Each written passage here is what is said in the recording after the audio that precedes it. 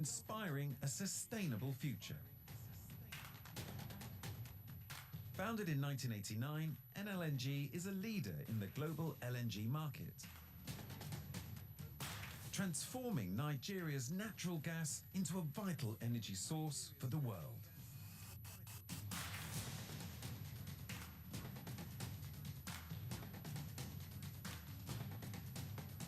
From initial concepts in the 1960s to the establishment of NLNG in 1989, our journey has been marked by perseverance and innovation. NLNG export began on October the 9th, 1999, marking our entry into global energy markets. Today, NLNG boasts of a 6-train plant with a capacity of 22 million metric tons per annum MTPA of LNG and 5 metric tons per annum of NGLs. Our LPG supply initiative supports domestic growth and ensures energy accessibility.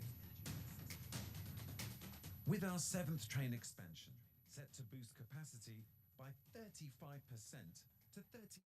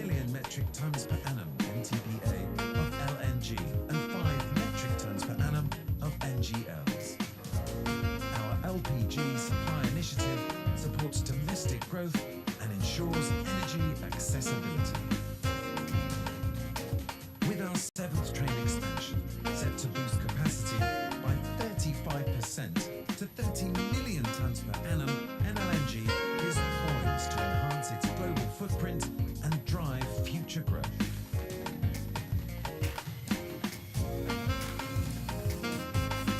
NLNG, inspiring a sustainable future.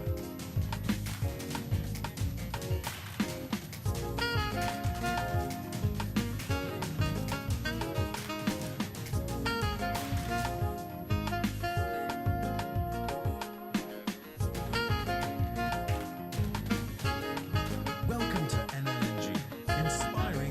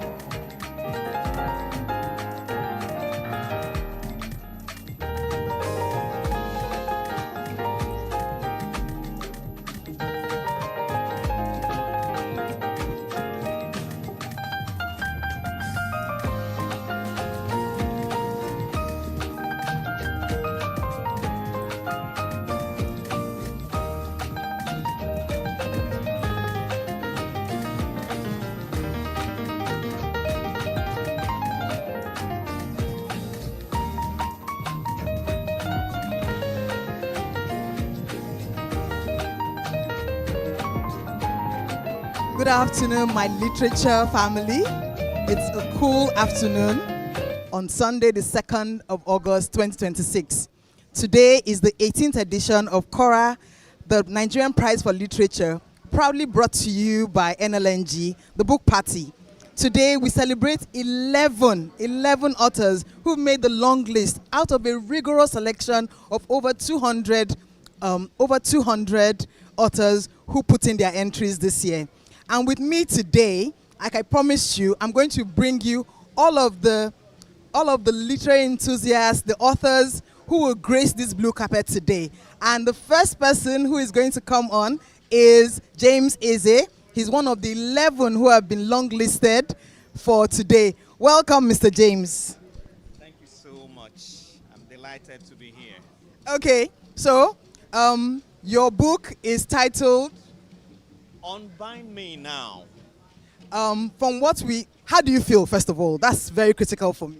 I feel privileged to be a part of this experience, and I feel honored and grateful to the NLNG for finding me worthy of this experience. Thank you. Okay, so I think more it's really exciting for me, and I would say just now congratulations, because I mean over 200 and you made the long list of 11. That's, for me, you're already a winner. So congratulations. So tell us a little about why you wrote your book, the collection of poems that you have. Thank you very much.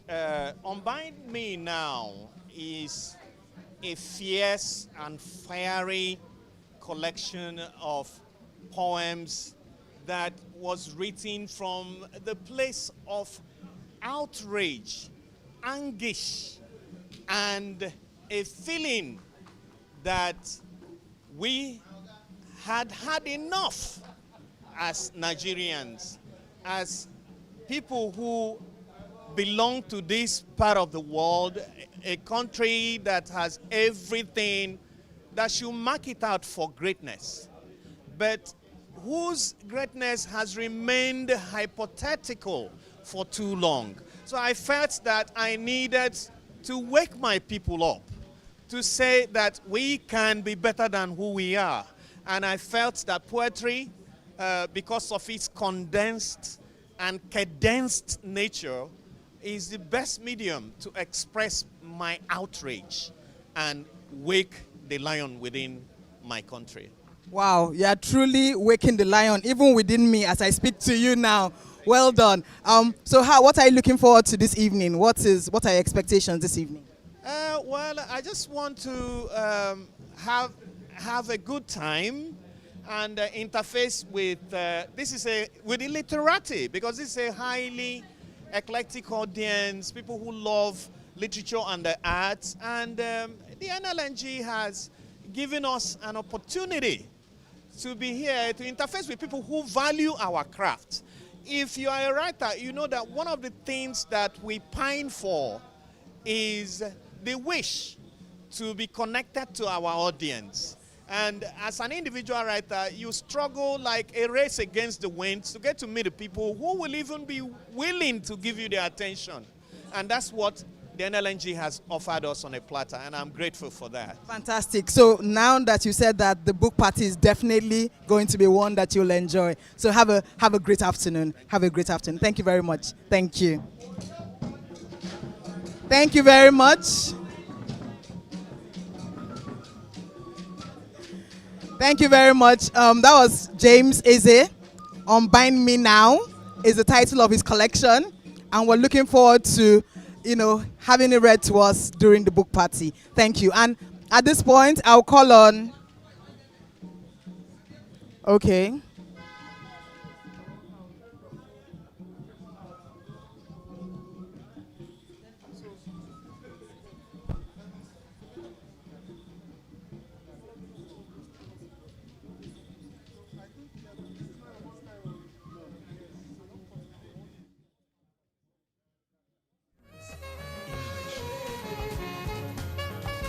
NLNG export began on October the 9th, 1999.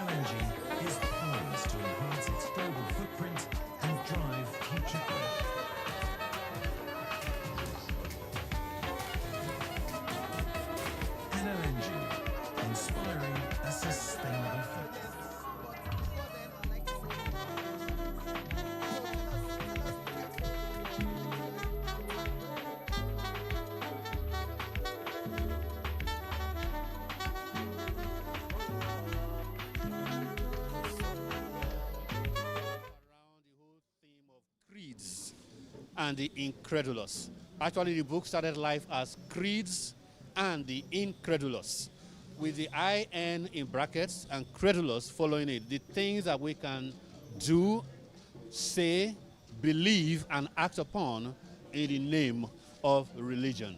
And this book is particularly inspired by the atrocities of the Islamic fundamentalist terrorists, the kidnapping of the Chibok girls, the Dapchi girls, made famous of the whole world by Leah Sharibu, who famously rejected being freed if she renounced her faith. So the spine of the book is a sequence of poems, about 26 of them, called From the Forest of a Million Demons. Leah Sharibu lifts the veil. And the forest where she's taken to becomes a kind of a stage that is both also a mirror for that contest between a captive and jailer, a young woman and the bearded defenders of God, those who have appointed themselves as the guardians of God. And the title derives from a question that the poet persona, Leah Sharibu, asks of her bearded captors. Why does God need a gun? And then there are also other poems around the theme of creeds and the credulous, like I said, but that is the spine of the book, and a whole lot of other poems that are just like ruminations on that theme. Thank you so much. So now that you're here at this book party, what are your expectations for the book party and also for the ultimate prize of $100,000? I hope that people who are going to be here today get to hear and be introduced to the books, be stirred intellectually, develop enough curiosity to each go away with a copy of the 11 books and engage them, and then reflect on them. And those who can write, review them, talk about them, so that in the end, the public is better informed about the books.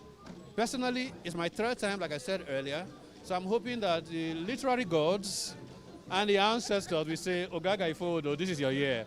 And then I can buy more books and buy more pens to write another collection. Congratulations, truly it is your year. Have a great afternoon. Thank you so much. Thank you. My name is Febechi. Febechi. Oh, Febechi. Yes. Yes, I'm usually the first. Okay. Yes. Nice to meet you too. So, third time to say is a charm, and I think we're going to have quite a few of. Hello again. Please, the writers are here. You can hear some of them on screen. Please feel free to interact with them and go through the exhibition, which is outside. The books are outside. Thank you very much. Thank you.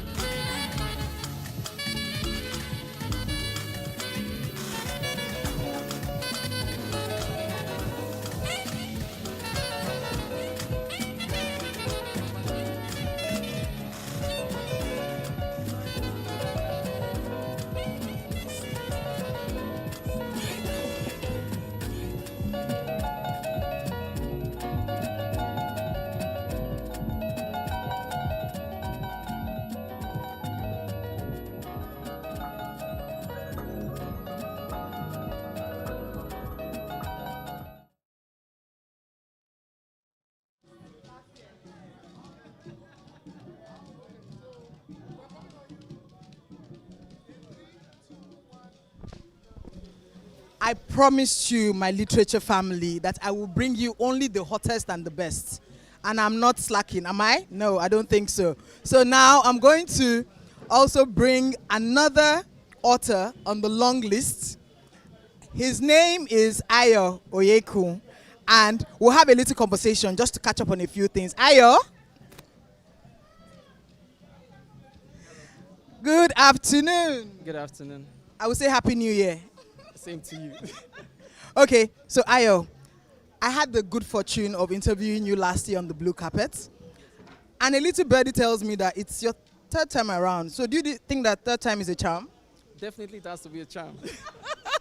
Love it, love it. So Ayo, tell us about your collection. What's the name of your collection and why? Okay, so the collection presents Purpose Animistic Verses Volume 1. So the whole idea is to lean back into the Yoruba cosmology, basically the Ifa religion, right? To lean into that and use that to explore human life, human conditions, and how we can look inward and look around us to make our lives better. So that's what it's about. I'm going to ask you this question. I asked you last year, and I'll ask you again. So when the $100,000 shows up, what's the plan? Honestly, to be fair, I've been changing my mind. I remember 2 years ago I said something. Last year I said another thing. This year, it's best to just keep my lips shut. Okay, so what are you expecting from the book party today? Because, I mean, you've come here a few times. So today, what are your expectations? I think generally I'm always excited that NLNG and Kora are doing this for writers, and it definitely beams the light on literature in the country. You get to meet some of the finest writers and what they are doing. So I think that is enough joy for me. So just like every other year, I think it's like our own carnival where we get to let the world know what we do and get the people to go out there and buy our books. Thank you so much. I trust that you have a fantastic afternoon. And once again, congratulations, because 11 out of over 200, you deserve the accolades. Congrats. Well done. And have a good afternoon. The Literati Festival, as Ayo calls it, yes? So it's another day, it's another book reading, and we look forward to it. Thank you very much.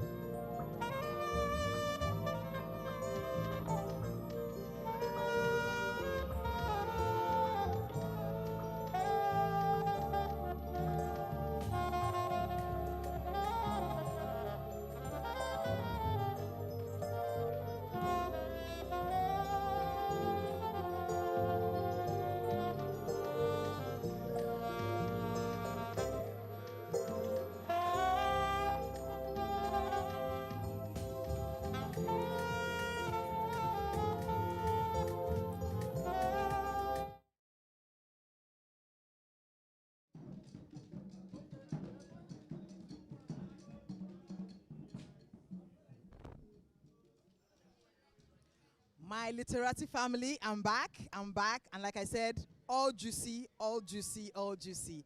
And with me is another author from the 11 long-listed in the race for the Nigerian Prize for Literature 2026. And his name is Tares Oburumo. Mr. Tares, please, don't worry, I don't bite. Yes, come close. Good afternoon. Okay. Good afternoon. Good afternoon. Good afternoon. Okay, so welcome, and I will say congratulations, because to be on the long list of 11 out of over 200 is no small feat. So I say congratulations. Thank you, thank you. Fantastic. So I'd like to ask you, tell us the name of your collection and why. The name is Flora Love Colony. And you know, a lot of things had to be in play before I would be able to, I was able to think about it. And like, you know, in Nigeria, I believe that we are all the children of Flora because she gave us the name Nigeria. And up to now, we've not been able to pronounce the name correctly, like in politics, in all aspects of our lives. But anyway, with the whole, you know, structure, the present democratic structure, I having the belief that definitely we'll get there. So this is the reason why I had to name the collection Flora's Love Colony. And the love now, it kind of exists within, like, it's like a network, a nexus that is binding all of us together in a country. Okay, thank you. So, have you been to have you been to one of these book parties before? I've not been to the NLG party, book party, but I've been to like 2 book parties, and the experience is wow. So, what are you looking forward to at this book party? I'm looking forward to something extra, something to top up the ones I've seen.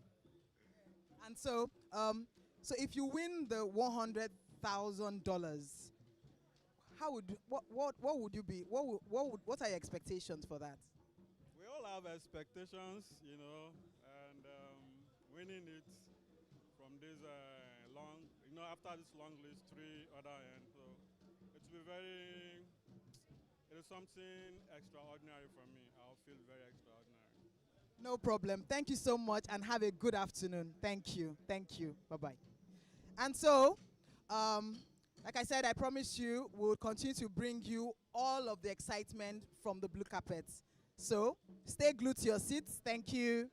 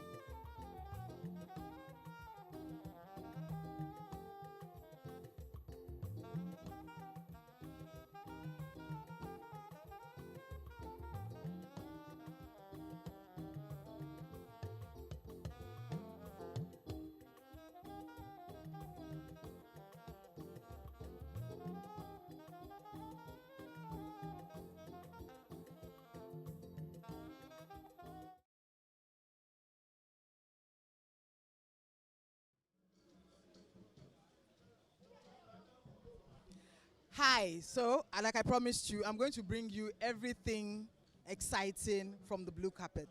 And now, remember that we're here because Cora and LLNG decided that we should have a book party.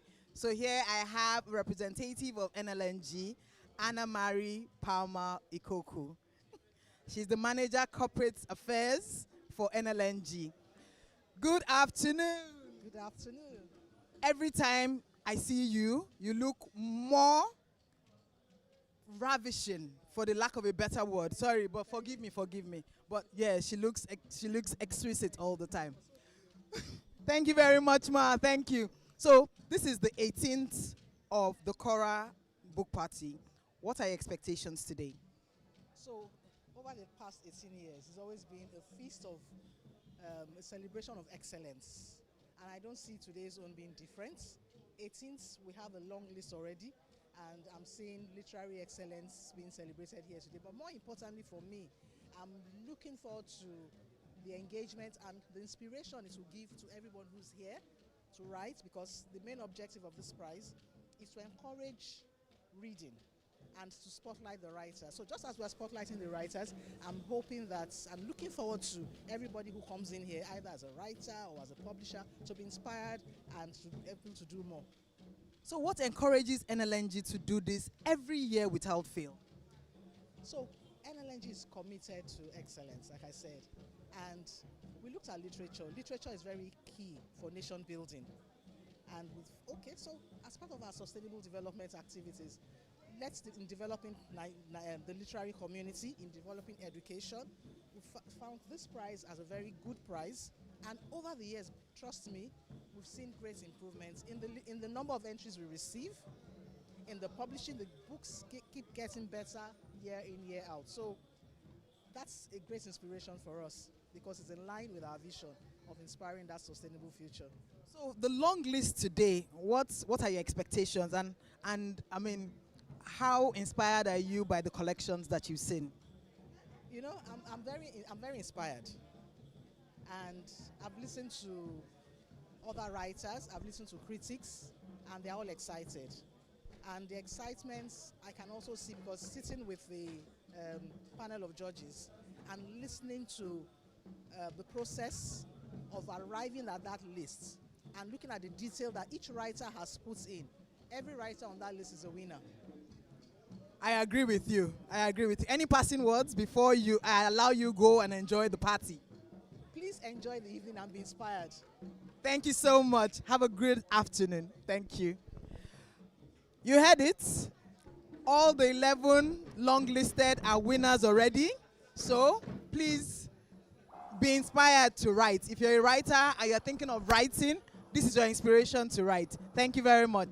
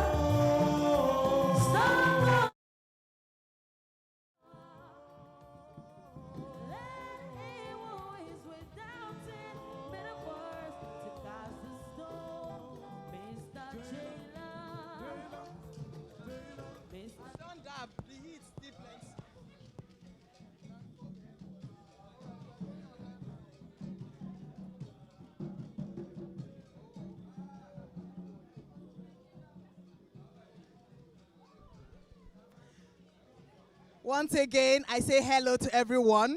Like I promised you, I'm going to bring you all the excitement from the blue carpet. I'm going to bring you not just authors, but also those who were part of the process of getting us here today and in previous years. And we have the honor of having on our blue carpet this afternoon, Mr. Kunle Kasumu. Thank you. Good afternoon, sir. Good afternoon. Good afternoon. Like I said, he was a judge, but a judge which year, so that we can put that in context? 2025. That was last year. So, it's nice to meet you, sir. Nice to meet you. So, being one of the judges of this process, what's been the improvement for you over the years? I think the constant inputs of the NLNG team in developing the prize is very admirable. Every year they they get feedback from people, they listen to people, and they improve the process. As a judge, I learned this firsthand because I worked from the inside, and I noticed how they paid attention to everything we suggested as judges. Improve this needs to get better, that needs to get better. And we could see the efforts they were putting into improving those things. So I watched from the outside for a lot of years, but working with them from the inside just convinced me that it's a very thorough process and there is that sincere desire to improve things. Thank you. Once again, we have 11 longlisted. What do you think of this set of long lists this year? I think they are very talented. They're all very talented. As usual, the competition will be very keen. The judges will break sweats to get the top three and then the eventual one. I can tell you as somebody who has been a judge, it's very keen because the judges have different mindsets. They're going to argue, they're going to debate, they're going to assess. Together with the members of the advisory board, they're going to scrutinize down to the details. At the end of the day, it's going to be the details that will separate them. They're all talented. They all deserve to win. But it will be the little details that will separate them. And that's what makes this prize very special. Thank you. So do you have any passing words for aspiring authors who would like to one day be on this long list? For anybody who wants to be on this long list, you have to be thorough. Your work, you have to do a lot of work on whatever it is you are producing. If it is prose, your plot has to be spot on. Your editing has to be spot on. Your production has to be spot on. Your story has to be relevant. So there are a number of things. You just have to go for excellence. If your work is excellence, then you stand a good chance. But it's still very keen. So the details matter. The details, as minute as proofreading. So it's not enough to have a great story, for example, or to put it together well in a book. The proofreading, everything. So excellence. What I noticed being a judge for this prize was they always reminded the judges that it's about excellence. The prize is about excellence, and when you look at the work, you're looking for excellence. So what I would advise to anybody aspiring to be in the long list or the short list or to win is to make sure that you just go for excellence in your work. So this afternoon, what are you expecting at this book party? Oh, lots of tension, intrigues. People will be watching the 11 to see is there any one of them who will be top three or who will be the winner. Because from this 11 will come the winner. So people will be scrutinizing them, listening to them, even though it comes down to the judges. But there's that overall influence, sort of. The judges normally are not here. I don't know if they are here. We were not there last year. I don't know if things have changed. The idea then was don't be there so that you won't be influenced by anything. But for every other person who is not a judge, you are looking at them, how they speak, how they dress, because people form their own opinions. That's one of the things about the prize. People have their own predictions. Say, oh, this person deserves to win. This is the person, I've read what he produced or what she produced. I think this is the best person. So everybody's watching the 11, scrutinizing them, listening to how they respond to questions, how they dress, how they talk, how, you know, yeah, so lots of that here today. No problem. Thank you so much. Thank you so much. I trust that you'll have a fantastic afternoon. Take care. Thank you. Thank you very much. You heard it from the judge, one of the judges from last year. Excellence, excellence, excellence. In your plot, in your storytelling, everything has to be excellent. Thank you.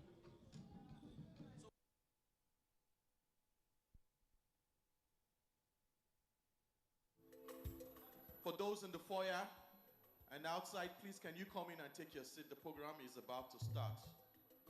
Please come in and take your seat. Watch out for the tags on the table. And take your seat, please. Thank you.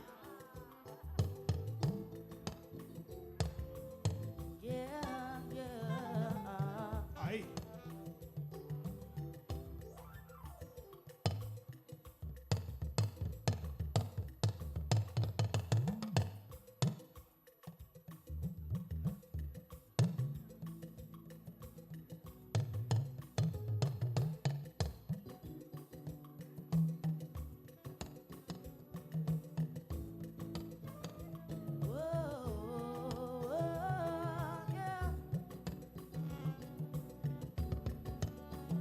I wake up, I see you as you live.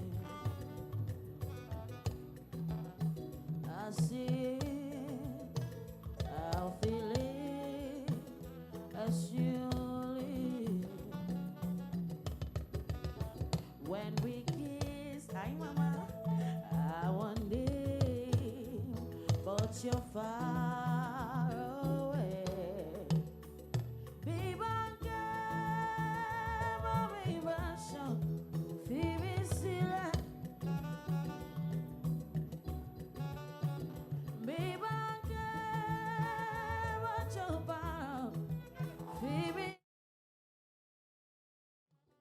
From a previous year, who was part of this process. So we would like to hear from him what the process was then and what it is now. And so I invite Mr. Patrick Oloko to please come forward.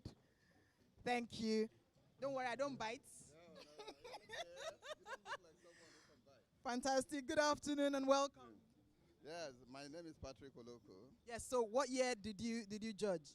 I judged in the Children's Literature Series in 2019. 2019. Wow. Well done. Well done. So, based on your experience, what's the judging process like? Well, it's one of those processes that you cannot manipulate. That was the first discovery I made when I got there.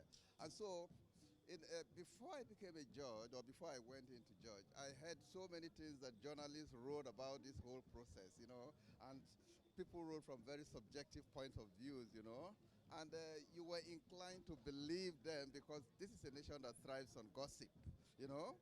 However, when I went there and I saw the very rigorous and independent way that we operated among the three of us, you know, it occurred to me that the process can never, you know, be manipulated, and that is what I always say out everywhere I go to. It's a very rigorous procedure that does not admit of any sentiment, you know, and all of that. Because when we judged and we were having an assessment between ourselves, the three judges, one question that we asked ourselves was that we were not just the three judges, the whole people outside were involved in the judging process. And what you are judging was available to them as well, you know? So if you did something that was unusual, they are going to pick out the evidence of manipulation and all of that. And that fear kept you true to the calling of a judge. Fantastic. So what you're saying, in essence, is that anyone who finds themselves on the 11 long list truly deserve to be there. Oh, it's not possible to bring out the 11 long lists.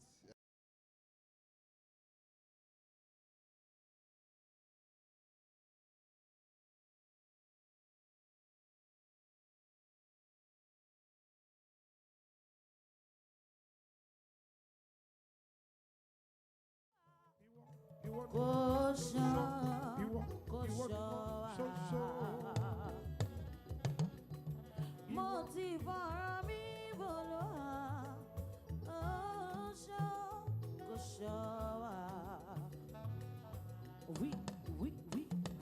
Read it.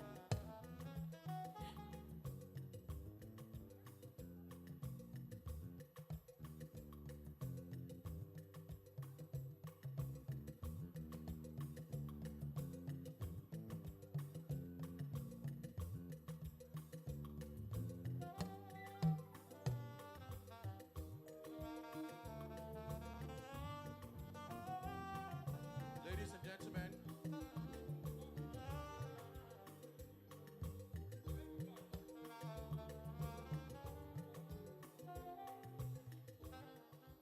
ladies and gentlemen, please, as you come into the hall, quickly take your seat. It might itself be a very boring process. This book party is something away that takes you away from the contemplation that poetry requires.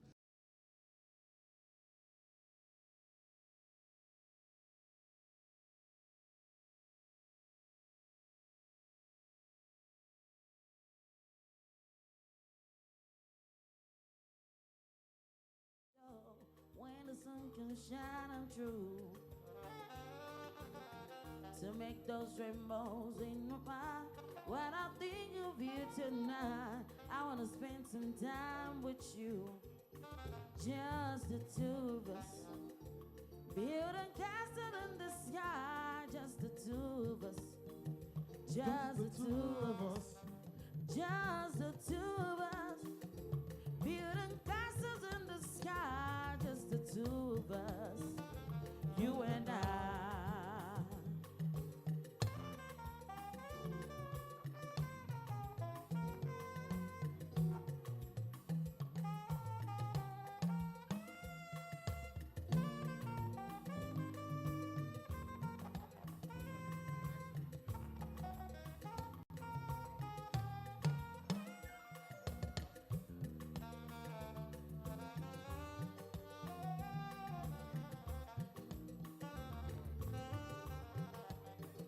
Shining.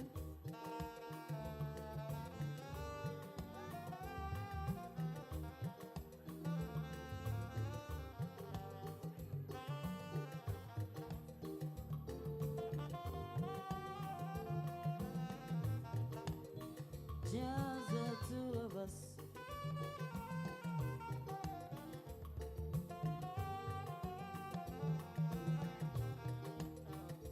You and I.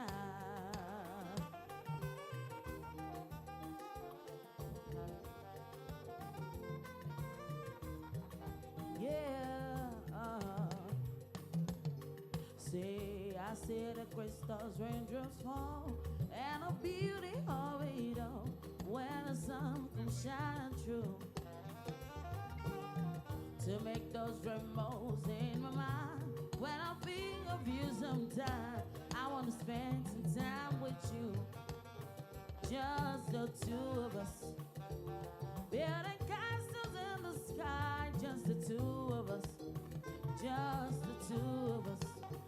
Just the two of us, building castles in the sky, just the two of us, you and I. Yeah.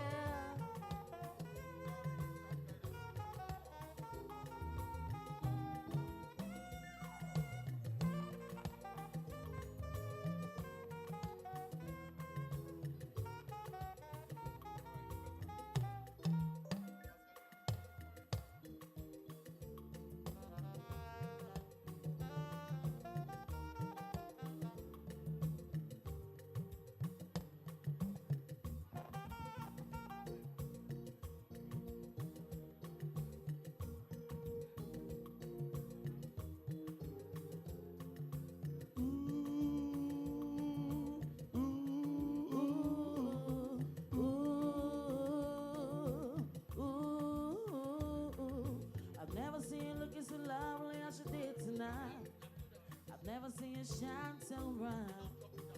Oh, I've never seen so many men next to be by your side. when you turn to me and smile, you took my breath away.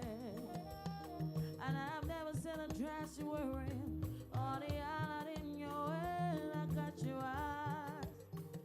I've been blind, my lady in red. Where's my lady in red? She's dancing with me, cheek to cheek. Nobody here, nobody. It's just you and me. It's where I wanna be, for I only know. Oh, this beauty by my side, yeah, yeah. I'll never forget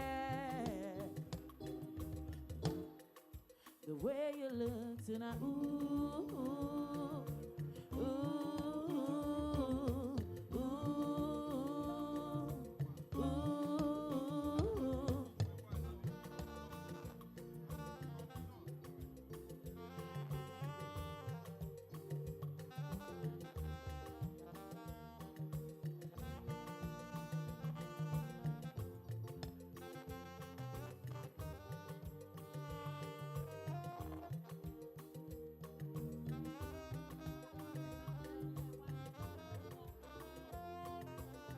Ladies and gentlemen,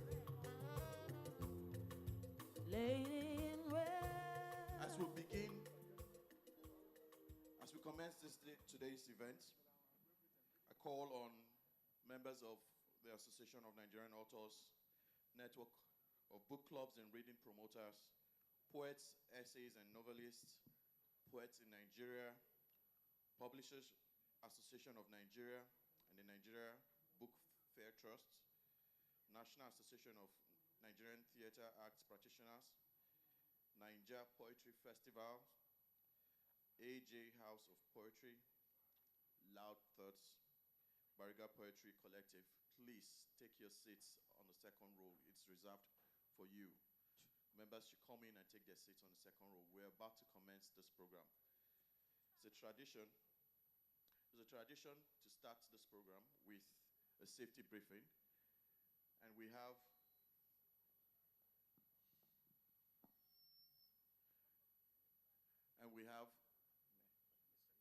Mr. Iwa from the Muzon Center to give us that safety briefing. Please listen attentively to him. Thank you. Good afternoon, everybody. My name is Iwa Rileshoinio Alabi, Iwa for Braves. You're welcome to the center. I will first of all say, for your safety, try as much as possible to identify who and who you are sitting with.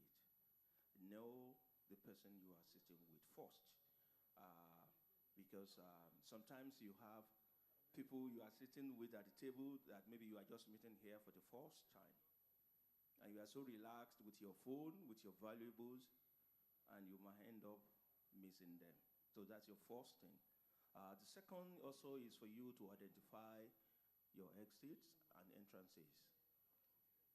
Here, as it is, we have 4 doors leading into Muzon, leading into the hall. So if you look behind you, you have 4 double doors, although 2 of them are just behind the curtains, but they are not locked. But you have 2 main doors leading into the hall. And just as you go into the foyer, we also have 3 major doors there through which you can go out. Muster point in case of emergency is towards your left. You go down through the doors onto the where you have the red carpet, and by your right left-hand side there, when you get out, that is where we have the muster point.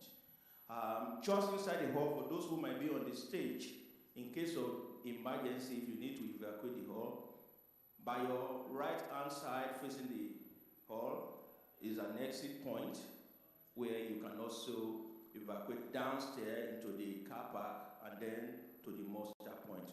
We have safety men, fire marshals, also all the security men are trained in this, and they are available just at the entrance. There's an alarm, they will come and lead you out. So in case of emergency, please, I'll first of all advise you, don't panic. Take your time to live quietly without causing any stampede. And can assure you there won't be any issue that will require that you run and leave the hall with emergency. I'm available. The chief security officer also is available should there be any reason for you to want to call our attention to anything. So please enjoy yourself, enjoy your time, and have a good day. Thank you very much, Iwale Shaw. That is the full name. Character is your beauty, or beauty is your character. Good afternoon, everyone, and thank you for joining us on this 18th edition of the Cora, the Nigeria Prize for Literature Book Party. Somebody will be here later to explain what the book party means. My own job is just to welcome you and then to be the compare this afternoon. I'll crave the indulgence of our partners, the Nigeria LNG, to do somebody's introduction before I will now call on you. First, I want to say that we have most of our writers online. They have been there since 10 a.m. They went to rest, now they are back there. We have 4 writers in the hall who are here in Nigeria, others are outside. It doesn't mean that Nigerian literature is outside. Nigerian literature is inside and outside. But we have more of them outside. We're even lucky this year because I think last year we had only 2 of them in this hall, and we were wondering, okay, why did you spend money to rent chairs? But thank you very much. The poet laureates who are online, we call them the laureates because we believe that they are winners already. For you to be the best 11 out of 223, that means you are the very, very best. Please, a big round of applause for them. It means you are the best poets in contemporary Nigeria or on the planet. You can clap for that if you want to. Also online, we have quite a lot of special guests there. First, let me recognize my boss, the chairman of the Cora Board of Trustees, Chief Kayode Aderyokun, who joined us about 12 noon. Thank you very much, Chief, for being there. He's in London. It is summertime, and you know, big men don't stay in Nigeria during summer. When I become big, I'll also be abroad. Thank you. I'm not big yet. Professor Akachi Ezigbo, who, as you know, is a venerated, respected, revered chairman of the advisory committee for the Nigeria Prizes for Literature, for Science. We used to have the criticism, now we have the creative arts. She's been online too since 12 noon. Thank you very much, Prof, for being there with us, all the way from Abakaliki. But I said I was craving your indulgence because I was surprised to see Professor Duro Oni, former Deputy Vice Chancellor of the University of Lagos. Thank you very much for coming, sir. You see, big men are always very simple. No air. So, let me start with the NLNG because the next person I'm going to call from Cora will come here to give speech. Especially I want to welcome our board members of Cora. I think I've seen 2 of them in the hall, apart from the Secretary General, Mr. Femi Odugbemi, the famous filmmaker, the documentary filmmaker, who had to dash in from Abeokuta, where his latest film, The Man Died, is being screened. The Man Died is on Wole Soyinka. Thank you very much for making it here. And we have one of us who is actually based abroad, but is here now in flesh and blood, Mr. Ayo Aribabu. Ayo used to direct this program when he was there. Why are you sitting there? You're supposed to be somewhere here. You can join the choral table there, unless you are comfortable there. Okay. Somebody said you don't want to share the dollars.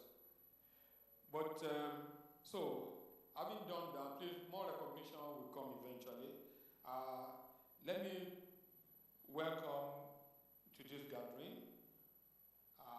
There's somebody I'm supposed to introduce, but she's not here yet, and I don't know whether I should do that now. But I can just mention that she's on her way. Okay. Dr. Sophia Osfall, GM External Relations and Sustainable Development. She's not here yet, but she's always the first person to speak on this after Mr. Tony Akinshi. But she's not here yet. But we have here Anne-Marie Palma Ikuku, Manager, Corporate Communication and Public Affairs. Thank you very much for being here. We have Mr. Dagogo Bowari, Manager, Nigerian Content Development. He's not here yet. Okay. All the other senior staff and medium level staff and junior staff of LNG who have worked assiduously to make sure that this project goes on well. Thank you very much, everyone. I don't want to start mentioning names, because if I mention one, I have to mention a second person, but they are all here. Eventually we'll get to meet them, maybe before we take the photo session. Now, if we are all here and we agree that we can start, we would like to start. Let me say special greetings to Cora members who are in the hall. Please just stand up wherever you are. Cora volunteers. Cora volunteers, stand up wherever you are. Okay, that's just for your recognition. I saw that you were reluctant to stand up, but it's okay. So we have 4 of the authors here. I'm reluctant to mention them now because they are coming on stage and I don't want to give it up. But especially, let me welcome Mrs. Ayo Obe. Thank you very much, one of our guests.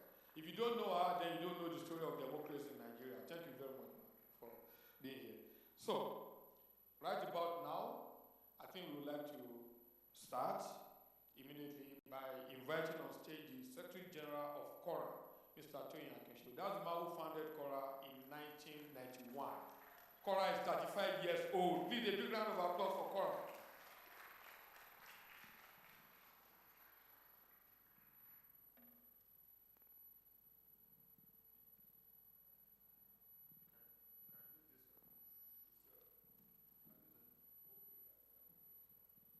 But as soon as a quorum was formed, recording in progress. got up to address his men of his own, the best of times. Thank you very much for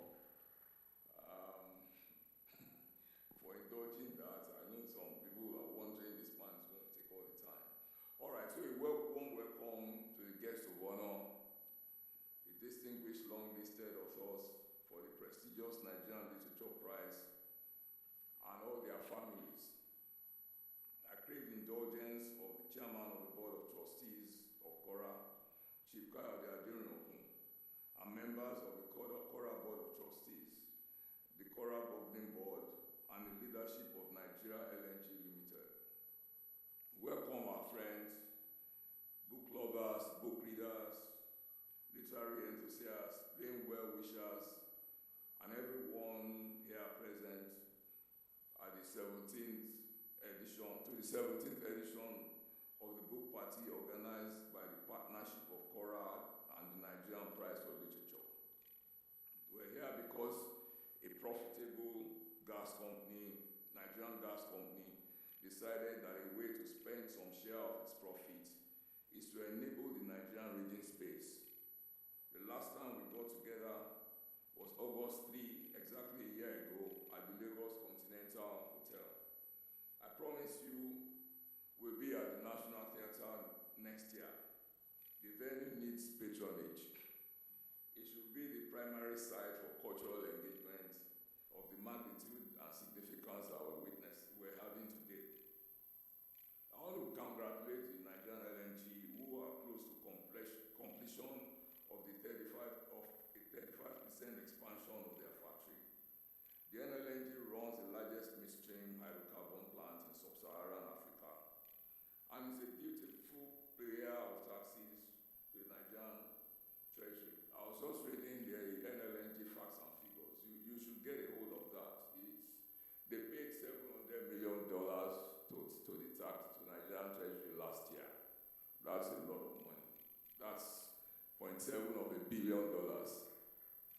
I'm not going to tell you how much dividend they pay to the state. since they were tax compliant, they paid close to $15 billion to the state, and this is a 30-year-old company. It's among Nigerian oil companies, it's essentially the one Nigerian company that, I mean, you know that the CEO is always a Nigerian, so they don't. Then he went to work in Namibia, which is the most busy exploration spot in the world.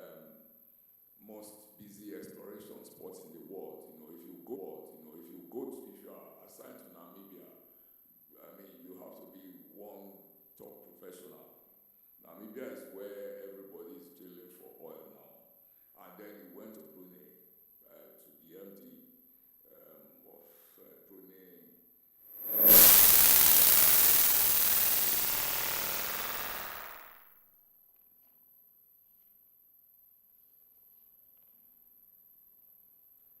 This afternoon, we have returned to celebrate the poetry of Nigerian life.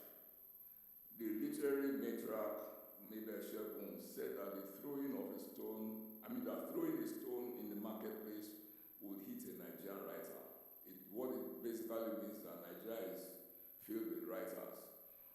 But Ode Ofemo, the very respected poet Ode Ofemo, responded that it would actually hit a Nigerian poet. The likeliest literary genre a budding Nigerian writer will start with is poetry. It is why this country hosts the most acclaimed verse masters in the universe. And this afternoon, we're acknowledging 11 of them. I've read these lines. Trust me, I have the opportunity to read these books because I do the excerpting, that you're likely to see perform. So, I mean, these are very powerful lines. It's a very fierce competition. Our list includes Black Passport, in which Paul Akomuje takes us through a journey of Black African migration in Canada, tracing the possibilities of fugitivity, the weight of home, and the ways borders, papered work, and diasporic placemaking shape and are shaped by identity. In ceremonies for the nameless, Teresa Lola explores the act of naming and its role in shaping our identities and aspirations, what we carry, and how we belong. Adebayo Agarao's The Years of Blood addresses ritual killings and child abductions in Nigeria, particularly in Ibadan, drawing on Yoruba cosmology and folklore.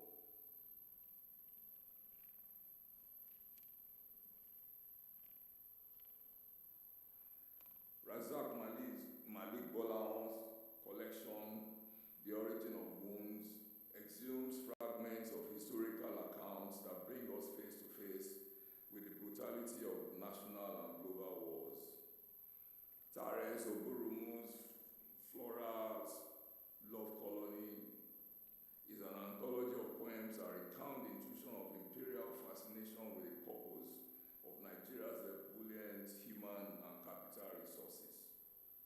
In 2000 Blacks, Ajibade Tolashe probes the complexity of economic and politically motivated migration from Africa, which has been referred to as African brain drain.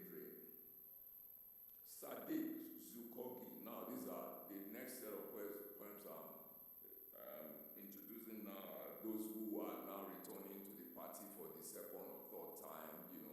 That's the thing about NLNG. If you've run something for the last 21 years, there will be returnees, and there are people who might, in future, win this prize twice. It hasn't happened. Sadiq Zukogi is being invited to this party for the second time in 4 years. He was with us in 2022, that they will say you are supporting. Okay, recording in progress. The book's blog describes Unbind Me Now as a fierce, unrelenting recollection, forged in fire, grief, and moral urgency. Papa Tanure Ojaide was at this party in 2017. That's the Professor Ojaide. He returns 9 years later with a collection titled Adult Love.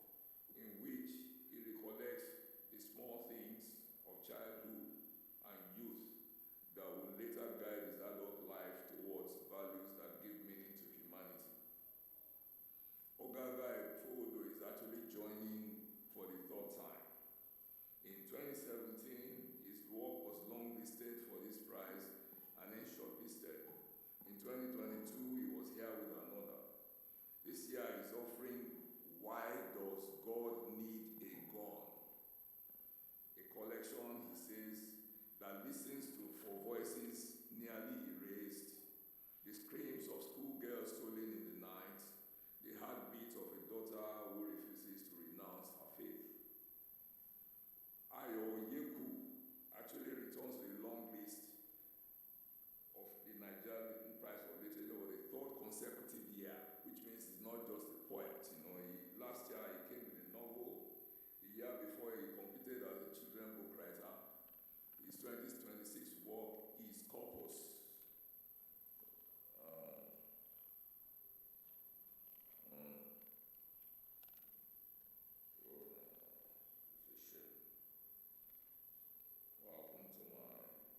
Oyeku informs us, I don't know, that's why you shouldn't be using so-called personal assistant. Staple your things yourself. Oyeku informs us that this collection weaves the endless human quest for meaning into animistic verses. I'd like to thank the NLNG for continuing to support this yearly afternoon of book conversation and the celebration of this country's finest authors. The MPL is 21 years, the Cora MPL party is 16 years old, and having first happened on the scenic seaside premises of the Goethe Institute on Victoria Island in 2010. I don't know of any literary prize process in which the final award is prefaced by a celebratory event of this nature, at which the authors face a community of readers in a room and talk about why and how they wrote what they are offering. At Cora, we're proud to list the book party as one of the high points of our yearly program of events. It is always 3.5 months to our major outing for the year, the annual Lagos Book and Art Festival. The theme this year is The Walkover Starts Now. The date, we've got to repair this country. We're going for elections in February. November 16 to 22. And if you have an idea of any work of repair, let us know. Back to this ceremony. We're going to have... Recording in progress. Recording in progress.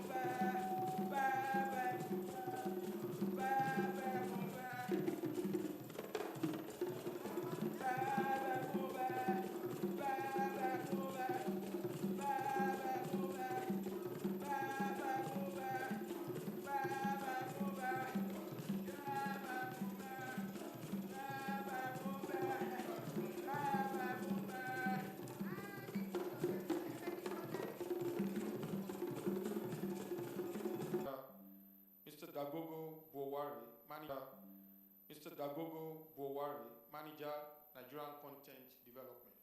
I'm sorry if I didn't pronounce the name very well. Something. He knows he's Wachuko, but he's saying something.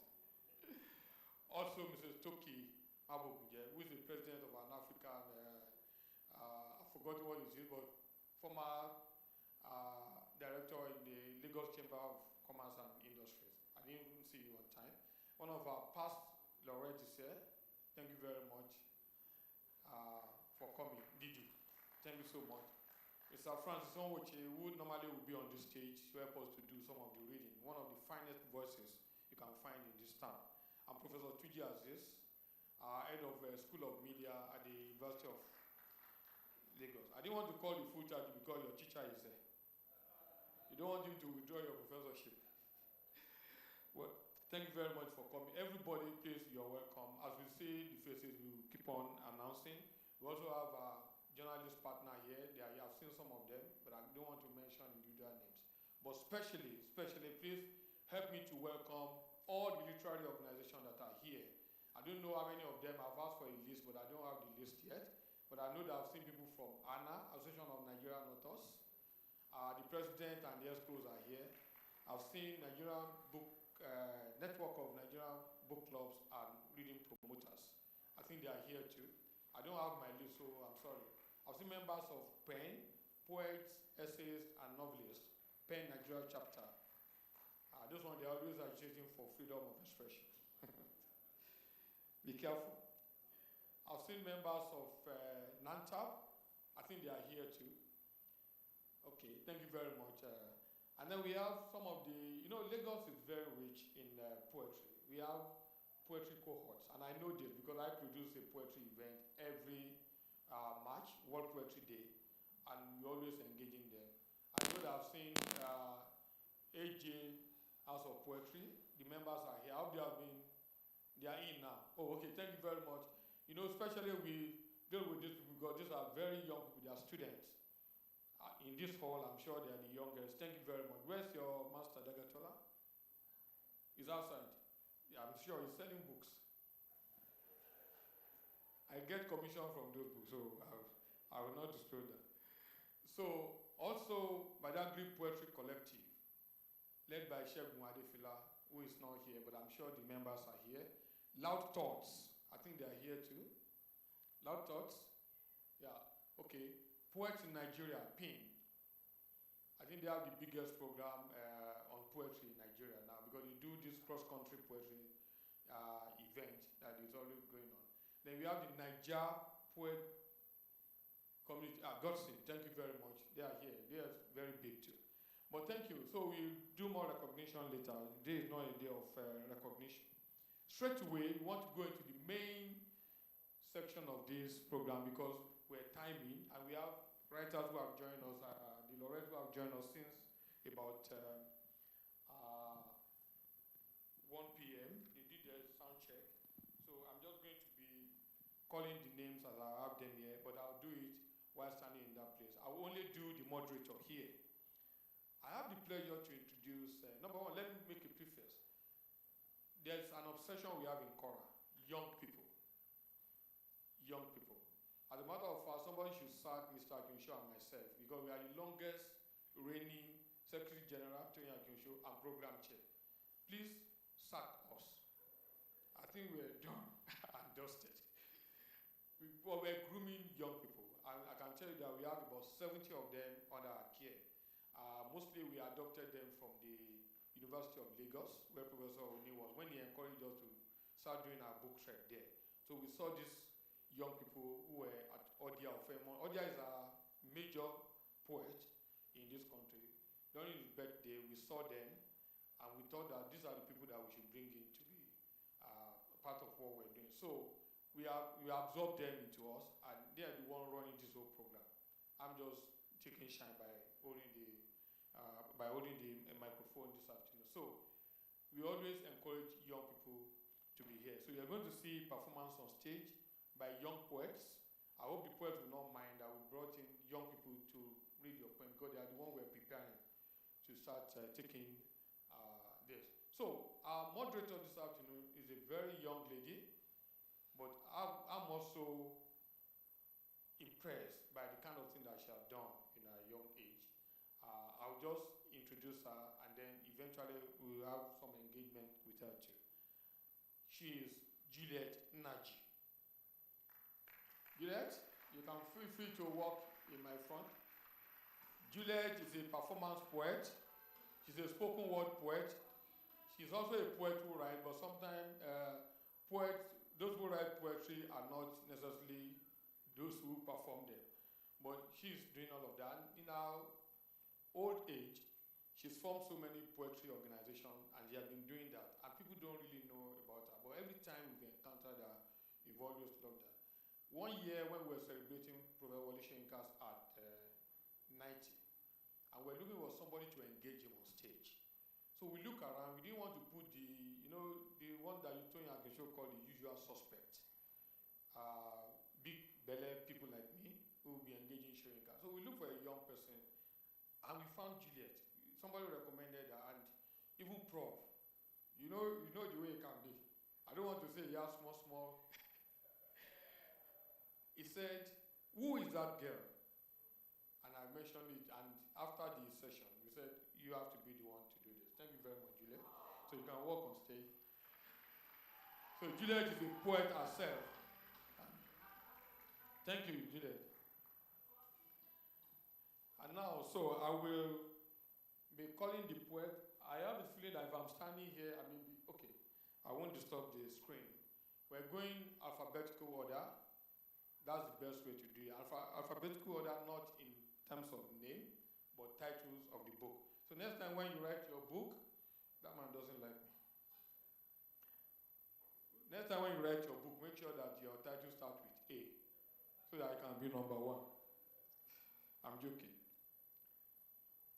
Are we ready from the technical? Yes. Because I want to do the projections now. Adult Love by Tanure Ojaide.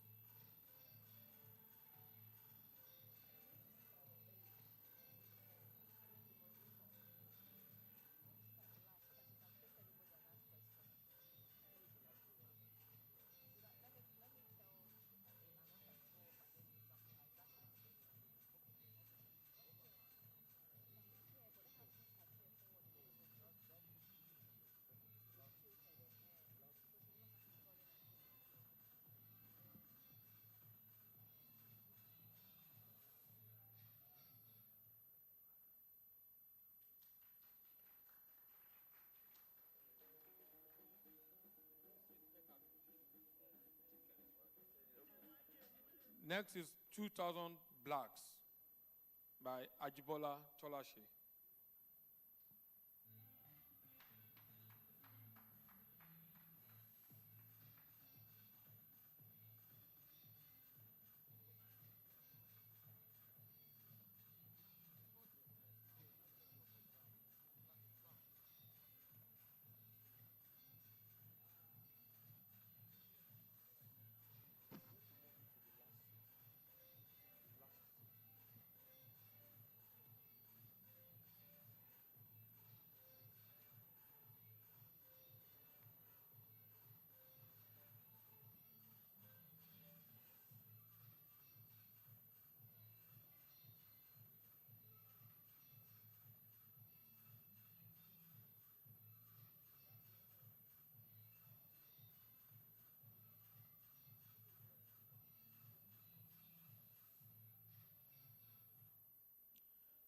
Ceremony for the Nameless by Teresa Lola.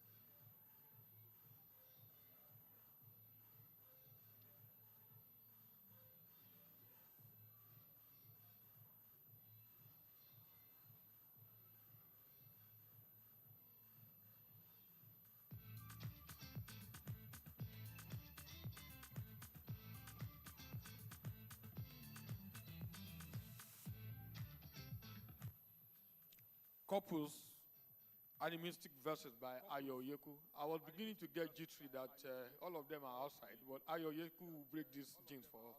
Ayo Yeku is there. Please.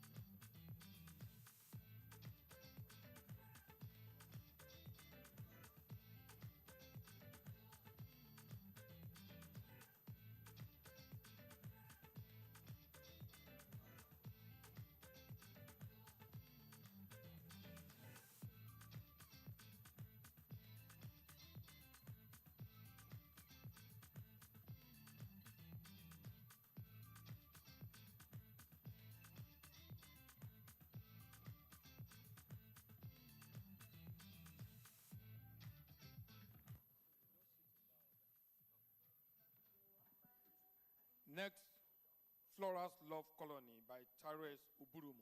Flora's Love Colony by Tyrese.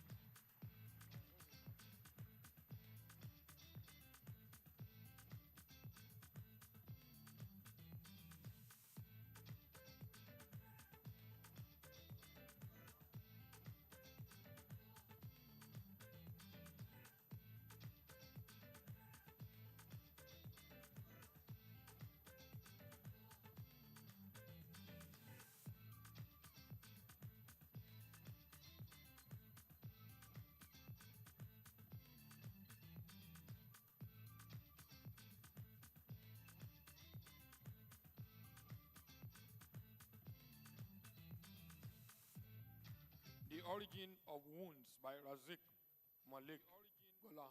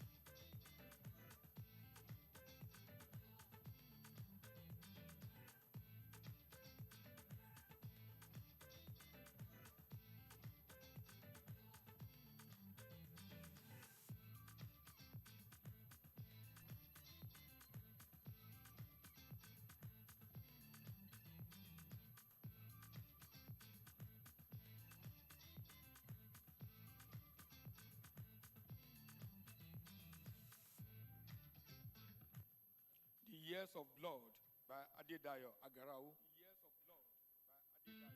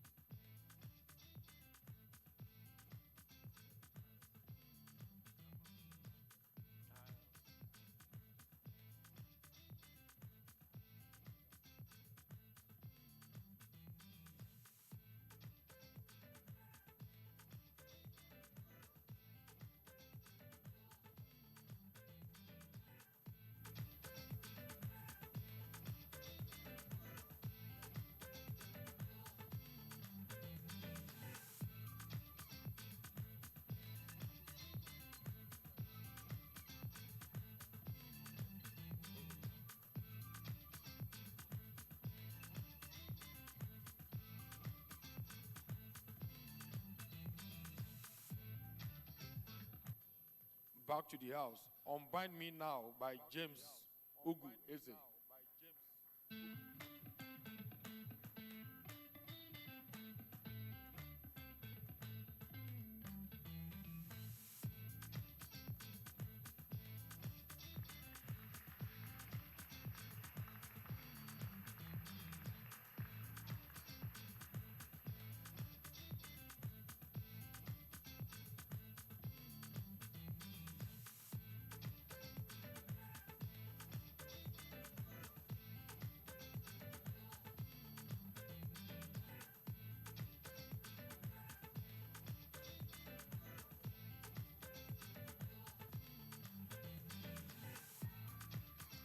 That is the spirit.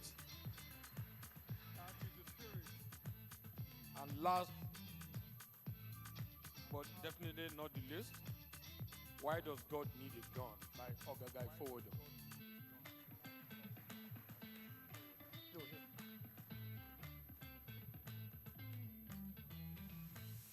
You want to do shortcut?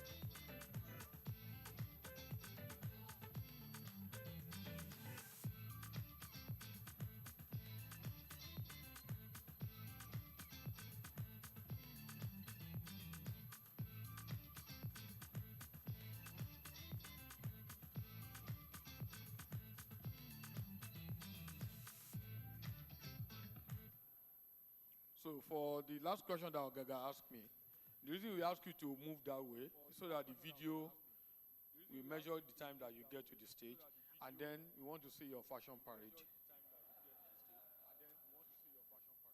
Thank you very much. All our poet laureates online, thank you very much for staying with us, and we'll be having our engagement with you. Let me just drop a note that there's a deliberate attempt not to really go into any of the poems deeply, because we don't want to privilege anyone. Those who have been on this stage before, you know the crisis we had in the past, where the moderator asks a question which requires a long answer, and we've timed you that you are only going to speak for 4 minutes, and then you have to speak for 10 minutes, and then we lost time.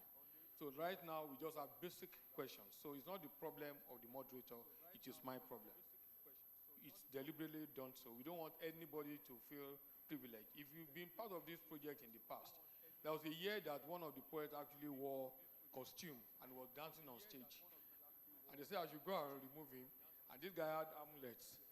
I said, no, even though I'm Manikulaku, I will not go near somebody with juju all over his body. So thank you very much. So the questions are very basic, but the moderator knows what to do. I mentioned earlier on that there was a particular speech that's very important to what we're doing, because we have to know why we're here. I would like, with a resounding applause, to invite our boss, our very boss of all bosses, who is the one who is actually ensuring that we do this, Dr. Sophia Osford, GM, External Relations and Sustainable Development. Please give a resounding applause so that she will ask us to do it again next year. Osha, can you take her?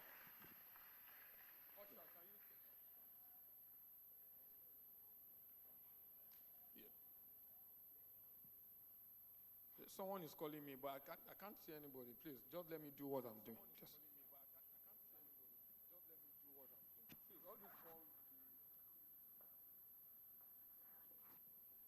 Please, I'll do that. Please, when you are calling my attention, you are distracting me. I don't know what you are calling me for. Let me just undo the mic. Put the blame on me. Thank you. Because all this calling, you would just distract me. Having done this now, I'll just ask the moderator. You are going to stand by. We take Mrs. Osford immediately after you just start. The moderator. Dr. Osford, thank you very much. Thank you so much, Chairman. And I hope I did enough of a beauty parade coming up here, as you were requesting. Oh, do you want her to go around? And no, please. Thank you. Good afternoon, everyone. distinguished stewards of our literature and arts, our media friends, ladies and gentlemen. Really, it is a pleasure to welcome you back now to the 2026 the Nigeria Prize for Literature Book Party, and one of my favorite parties, I must mention.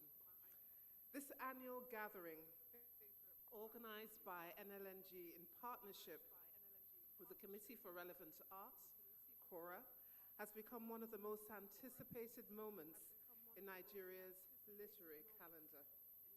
Today we come together not merely to celebrate a long list, but also to celebrate the enduring power of words, the courage of imagination, and the extraordinary role that literature continues to play in shaping our national consciousness. Through the book party, the conversation extends beyond the judges' table and opens the room for the literary community to engage and celebrate the ideas of the long list of 11, and to bring this truly to our literary landscape. This year, we celebrate poetry, a genre that offers unique creativity. How many of us love poetry? I certainly do, I'm with you. So poetry has the power to distill complex truths into impactful language that captures both the personal and the universal essence with strong visual elements. It gives voices to experiences that might otherwise remain unheard.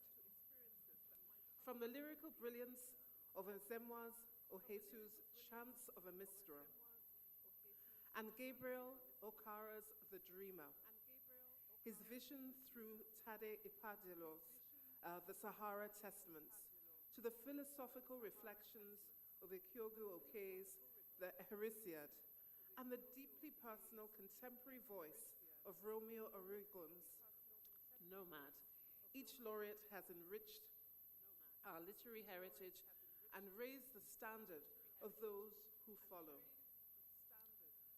The 2026 cycle attracted 223 entries, each bringing its own rhythm, perspective, and artistic expression.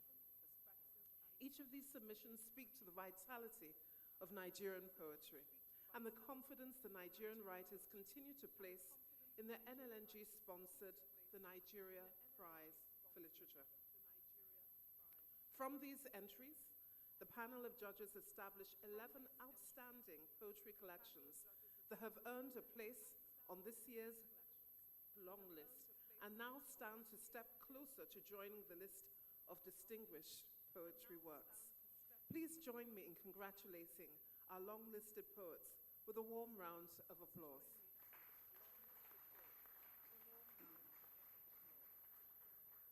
The journey, of course, continues from here. In the weeks ahead, the long list will be refined to a short list of just 3. And on October 9th, one may be named the winner of the 2026 the Nigeria Prize for Literature. We look forward to sharing that moment with you as you stay the course with us. Let me assure you, our literary community, that this long list of 11 are great reads after today's gathering. So, stay posted. We also hope that our young and aspiring writers in this room, do you want to give me a wave? Young writers and upcoming poets. Okay, there you all are. Those of you in this room will leave here encouraged to continue the work of excellence. This event is proof that every celebrated poet once began exactly where you are now, with an idea, a blank page, and the courage to think, even when no one was watching. And that's tough to do. If you do not stop writing, perhaps you will be the next icon to be celebrated at this event. If you would recall, the winner of the 2025 edition of this prize was a first-time writer. Distinguished ladies and gentlemen, once again, I welcome you to an afternoon filled with stimulating conversations and deeper appreciation of Nigerian poetry. Thank you, and let's enjoy this book party.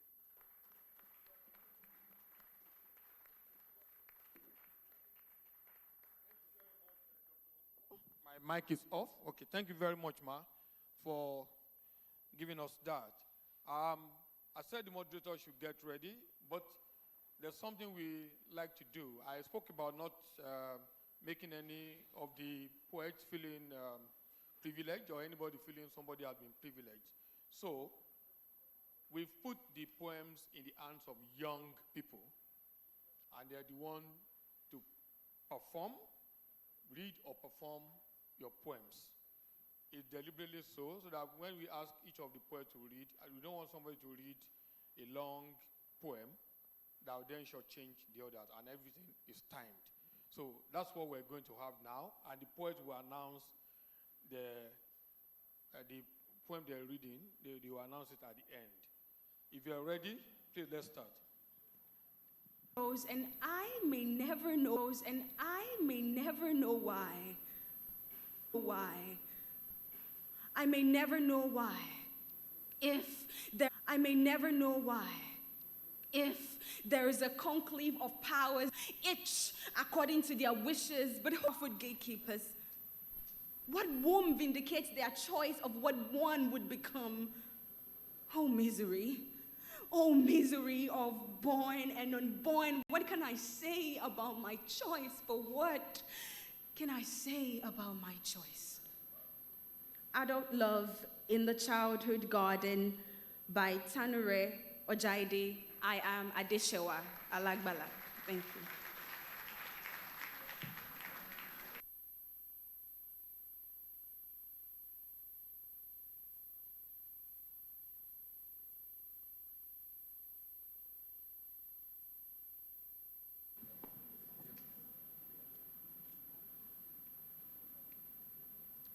In the end, he proves himself a despicable beast, a legionnaire who wore the face of Saraki. I think Relax by Ajibola Tolashe. I am Mercy Kilani. Thanks.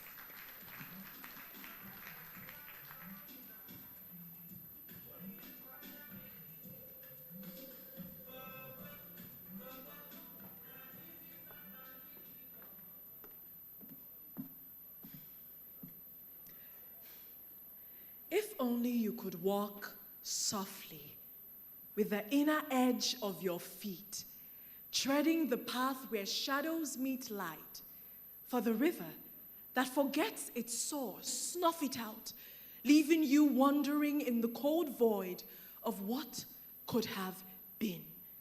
If only you could walk squarely on your feet, try as you might. Some threads snap in unseen gales. The dream that falters is not defeat, but a verse rewritten in the book of endless figuring, where humility blooms. petful. How are you, Grandma? I'm fine. How are you, dear? I'm fine too. I am still practicing your trumpet laugh, Grandma. What are you dying of, Grandma? Old age. Anyway, how is England? It's cold, Grandma. My fingers feels like consonant. How is Nigeria? It is hot, my dear. Sweat rushes like vows. When are you visiting me in Nigeria? I promise I will, before your day of dying. We'll dance to a trumpet playing, wash our heads with what burst from its funnel. Okay, dear. And how is your master's going? It's going, Grandma. I am mastering how to hold a poem, the way a trumpet is held, with hands, with mouth, with the whole body without dying. I'm mastering how to write, the way a trumpet stretches a map of sounds from only 3 notes and doesn't give room for dying. I'm proud of you, my dear. Here is a prayer for you. Hook it to your ears when you think of dying. Ami, Ami, Ami, ni oruko Jesu. Ceremony for the Nameless by Teresa Lola. I'm Agnes Johnson. Yeah. Oh na na na, oh na na na na, yeah. Yeah. See, kajo kajo kajo, kayo kayo kajo. Uyo meyo lewu oso komi oe. Uyo meyo, uyo meyo. Uyo meyo lewu oso komi oe. Uyo meyo, uyo meyo. Uyo meyo lewu oso komi oe. Yeah, everybody's on a winner. Yeah, yeah, yeah. If only you just believe it, yeah. Hold your hand and just the window. Yeah, yeah, yeah, yeah. Don't you worry about a window. Cause if you strive, you can get it if you want. If you work hard, you can be just what you want. If you strive, you can climb the mountain top. Cause nothing is too small and nothing is too big. Uyo beyo, uyo beyo, uyo beyo lewu oso komi oe. Uyo beyo, uyo beyo, uyo beyo lewu oso komi oe. Yeah.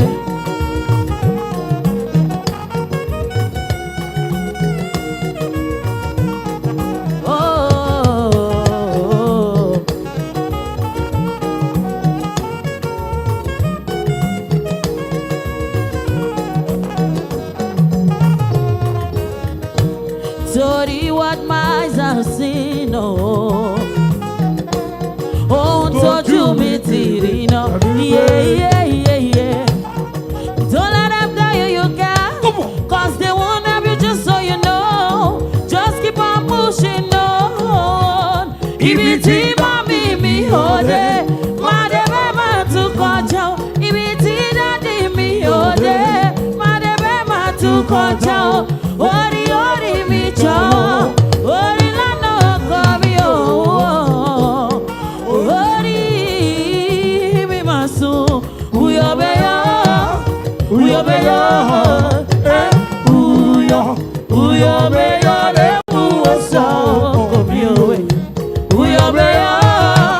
Uyo beyo. Uyo beyo lewu oso kobi o. See, awa mi bare bubu nene. Yo, my fanda loke loke fanda. Jenny wala ama odu obore ama pata oye. Road boy boy like me oh yeah yeah see. Wara pe ota ṣùgbọ́n Ọlọ́run sọ pé oko. Wara pe ota ṣùgbọ́n Ọlọ́run sọ pé oko. Ọmọ láṣọ láyé yo. Ó dúró tì mí lójoojúmọ́.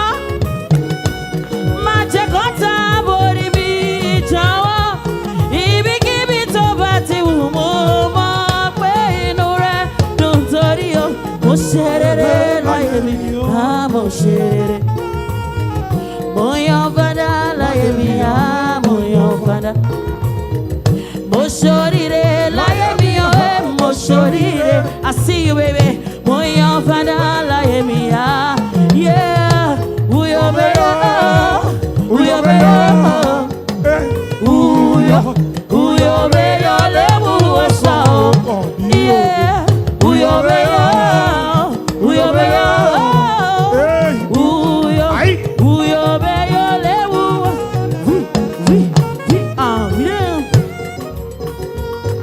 Yeah.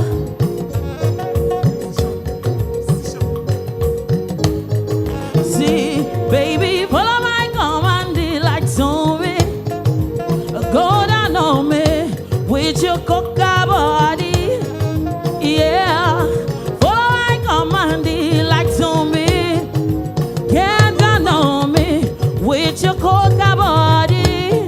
Yeah, this your milky for fronting out for me. Oh, love for me, I no go do me corny. Yeah, and if you're milky now fight, I submit to. Hey, gelato me, oh baby, sumaya. Mama, I see you say what? Macho Mona Lisa, hey, macho mama baby, macho pretty baby, macho sexy mommy, macho Mona Lisa, macho Mona Lisa, macho Mona Lisa, macho.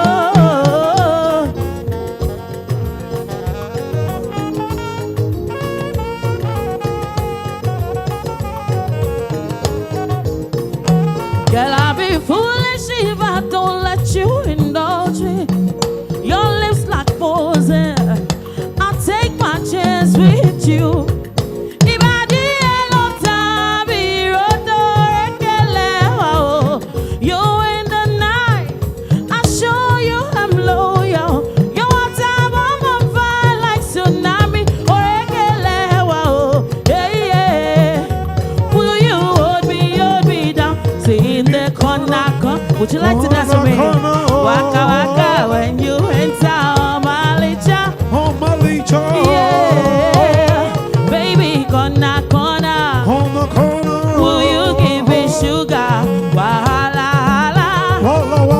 oh, hey, macho Mona Lisa, Mona Lisa, macho Mona Lisa, macho Mona Lisa, macho Mona Lisa, macho Mona Lisa, macho Mona Lisa, macho.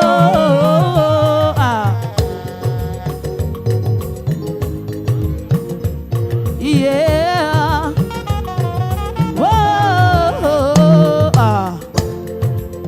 Oh, you say, yeah, me, so for me. Tell her. Èkó àkété ìlú ọgbọ́n, ò bá dúró kò ṣọ́ra, òdì ọ̀gí. Everybody sing. Èkó gbàgbẹ̀rẹ̀, Èkó gbàgbẹ̀rẹ̀, Èkó gbàgbẹ̀rẹ̀ rárá o. Oh, yeah, rárá o.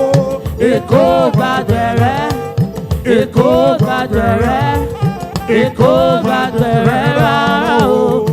Money, yeah, we baby, so for me. Tell her. We wait. Èkó àkété ìlú ọgbọ́n, ò bá dúró kò ṣọ́ra, òdì ọ̀gí. Everybody say. Èkó gbàgbẹ̀rẹ̀, Èkó gbàgbẹ̀rẹ̀, Èkó gbàgbẹ̀rẹ̀ rárá o. Oh yeah, money rárá o. Èkó gbàgbẹ̀rẹ̀, Èkó gbàgbẹ̀rẹ̀, Èkó gbàgbẹ̀rẹ̀ rárá o. Sílò. Sí o lele, sí o lele, sí o lele. Keep on.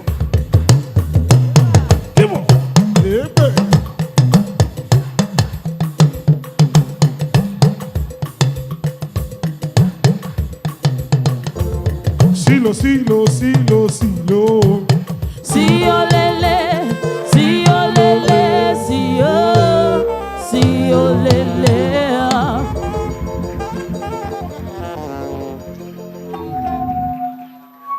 Well, thank you very much. I've been assured that the small chop will continue, okay? But we have to go on with the program because we're also live. So we just resume the performances now so we can get to the question and answer on time.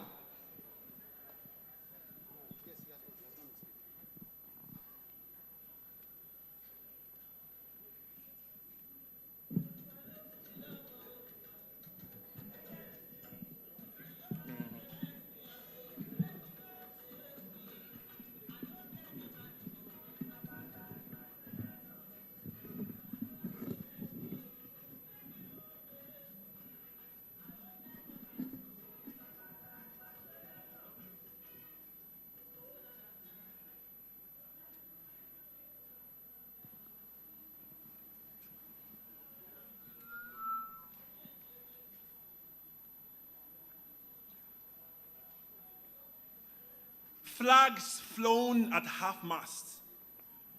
The ceremony is long over. Under the green-white scene is a room furnished with lights. Nigerians, all bright. Yet, dark in the basement built with beginnings. All the doors leads to music. Let's open some windows, close the country. Emotions run deep into the portraits. Colony hands that at once worked breathlessly to bring the tribes to one field. The center holds together the promise of love, a bed of roses, a lamp shining in excitement at a corner, overwhelmed by a mug of tea. A bottle of honey as new as the first day of October, a pack of cards, slices of bread arranged like bricks in a salsa. The map of this world neatly packed on this grand piano. Notes on the patchwork draped from picture frames. The chandelier, if they are not the light from the sun, must be the moon fixed firmly to the religions of the ceiling. The meaning in the painted fingers of Flora are adorable, worshipped by sets of desires wrapped around the shoulders of the one she loves. The man who will take her step by step through the plains of Duketown to the genealogy of separation. Flora's love colony, Tares Oburumu. I am Toby Adeyemi.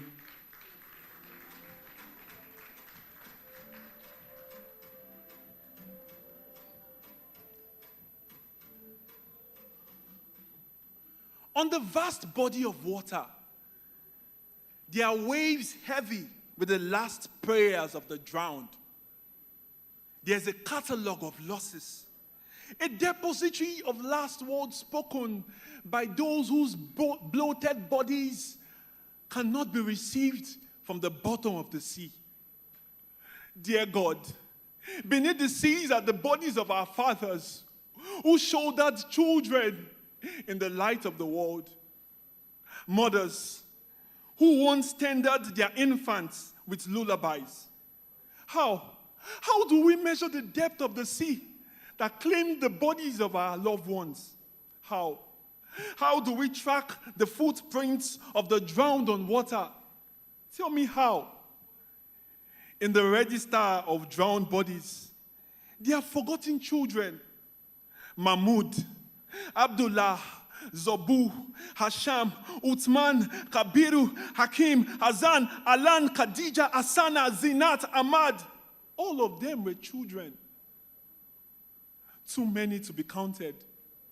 All of them were children who would never wake up to the sky occupied by birds, to the smell of the grass, to the serene streets of their homelands, to the butterflies of the field.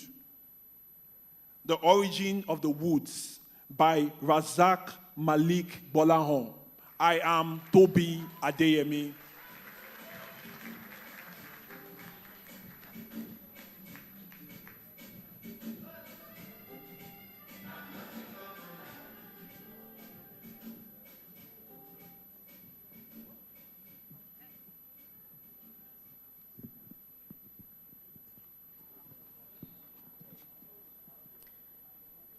In the parking lot of 99 cents on Springfield Avenue, my father says nobody charges you for parking at home. We stand outside the mall beside his black unnumbered wagon, talking about home, and the cold ends its plunges deep towards the obstacles of dream. In Ibadan, there are no buses waiting for you. No waiting, no lamppost on College Crescent at 5 a.m. when your throat is thick with fog. You are not wearing 3 trousers in the winter coat. You are not heavy with desire, and you are not trapped here, wrapped inside the fond hope you carried years before you walked before the consulate. before sliding the white paper beneath the glass barricade. I wanted to be here in this country to claim triumph over grief and not worry that there is a shrine in my father's house where an old woman is calling my name into a calabash. The Years of Blood by Adedayo Agarao. I am Mercy Kilani. Thanks.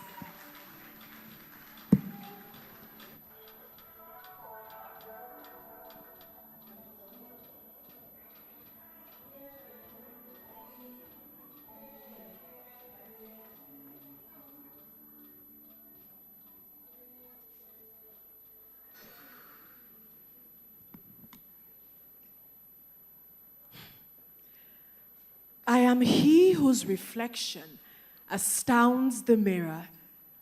Proteus, I make definition swallow hard, a profile that swings with monkey ease across chasms of existence. I belong with those a little outside the circle, out on the margin, held at arm's length for being too vast to name. I wield the microphone with the same hand that makes the ink bleed on paper, mixing metaphors to incubate the season. And when the heat rises, I am embedded with the fourth estate to braid history's first draft, and with an even hand, keep facts sacred and comments free. I belong with those you forgot to love, who inhabit the cleft, shape-shifting to lend light to rainbows. We are the salt, not of the earth, but of the stars, which twinkle with intensity when the sky is dark and the sun on recess. Unbind Me Now by James Ungu Eze. Thank you.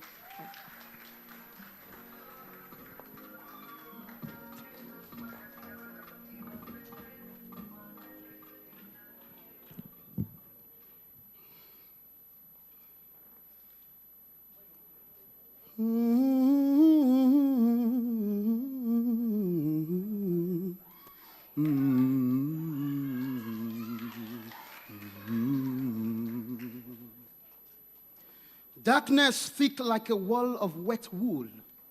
I will be my own lamp shining in my belly, unseen by kidnappers of the soul who rejoice thinking they've killed me, thinking they've killed the light in me, burnt down the wick to make themselves the last beacon.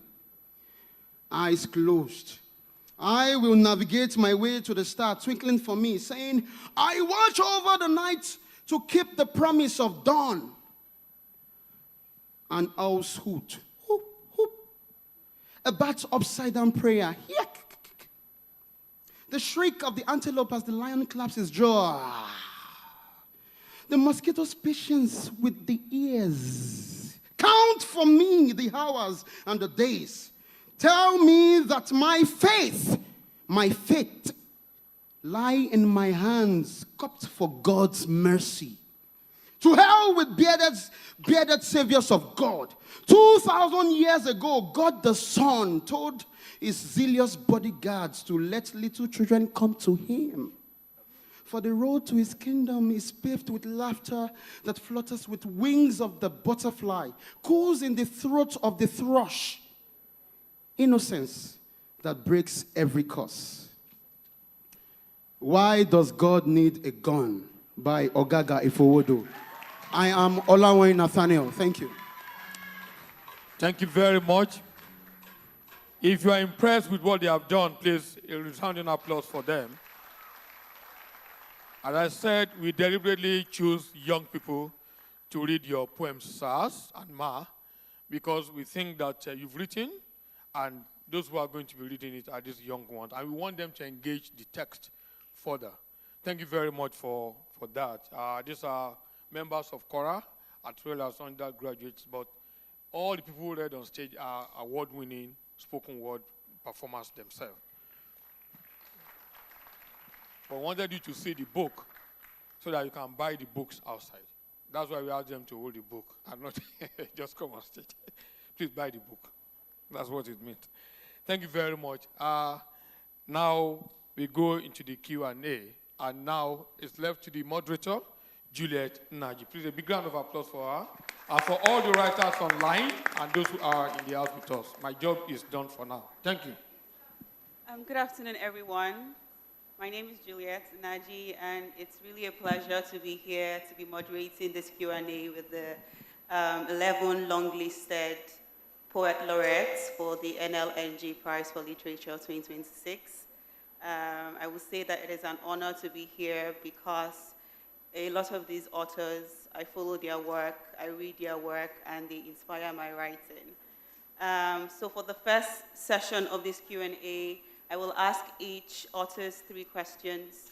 They are really the same question, but because I have license as the moderator, I tweaked some of them a bit, but they are really the same question. You all have 2 minutes. I have a timer here for, so each question you have 2 minutes to answer them. I have a timer because I have been told that some people will think I am promoting some people and not giving some people the time. And I really want to enter or talk to you guys later for mentorship or anything, and I do not want... but I will start with adult love in the childhood garden. So my first question will go to you, Tanure Ojaide. I don't know if he can hear me. Tanure Ojaide, can you hear me? Okay.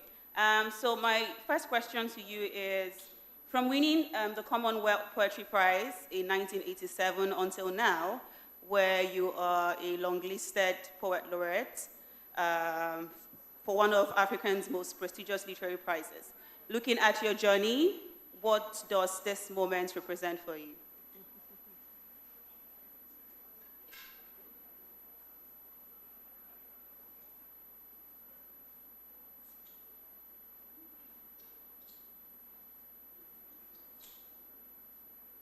Long time. And this is Tanure Ojaide, can you hear me? Can you hearing say something? He's speaking. I can hear you. Oh, is there a way for the room to hear what Tanure is saying? Yeah, I said this moment is good morning from here. Tanure, can you please hold on? The room cannot hear you yet. Okay.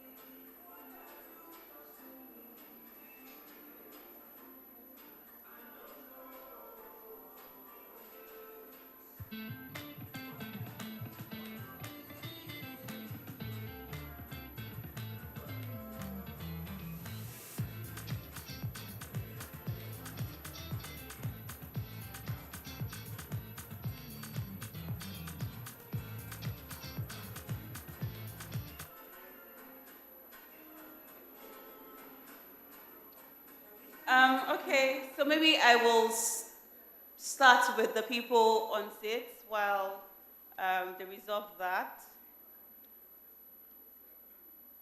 So I will start with Flora's Love Colony by Tares Oborumo. What compelled you to write a handbook of the history of Nigeria from the pre-colonial times to the present?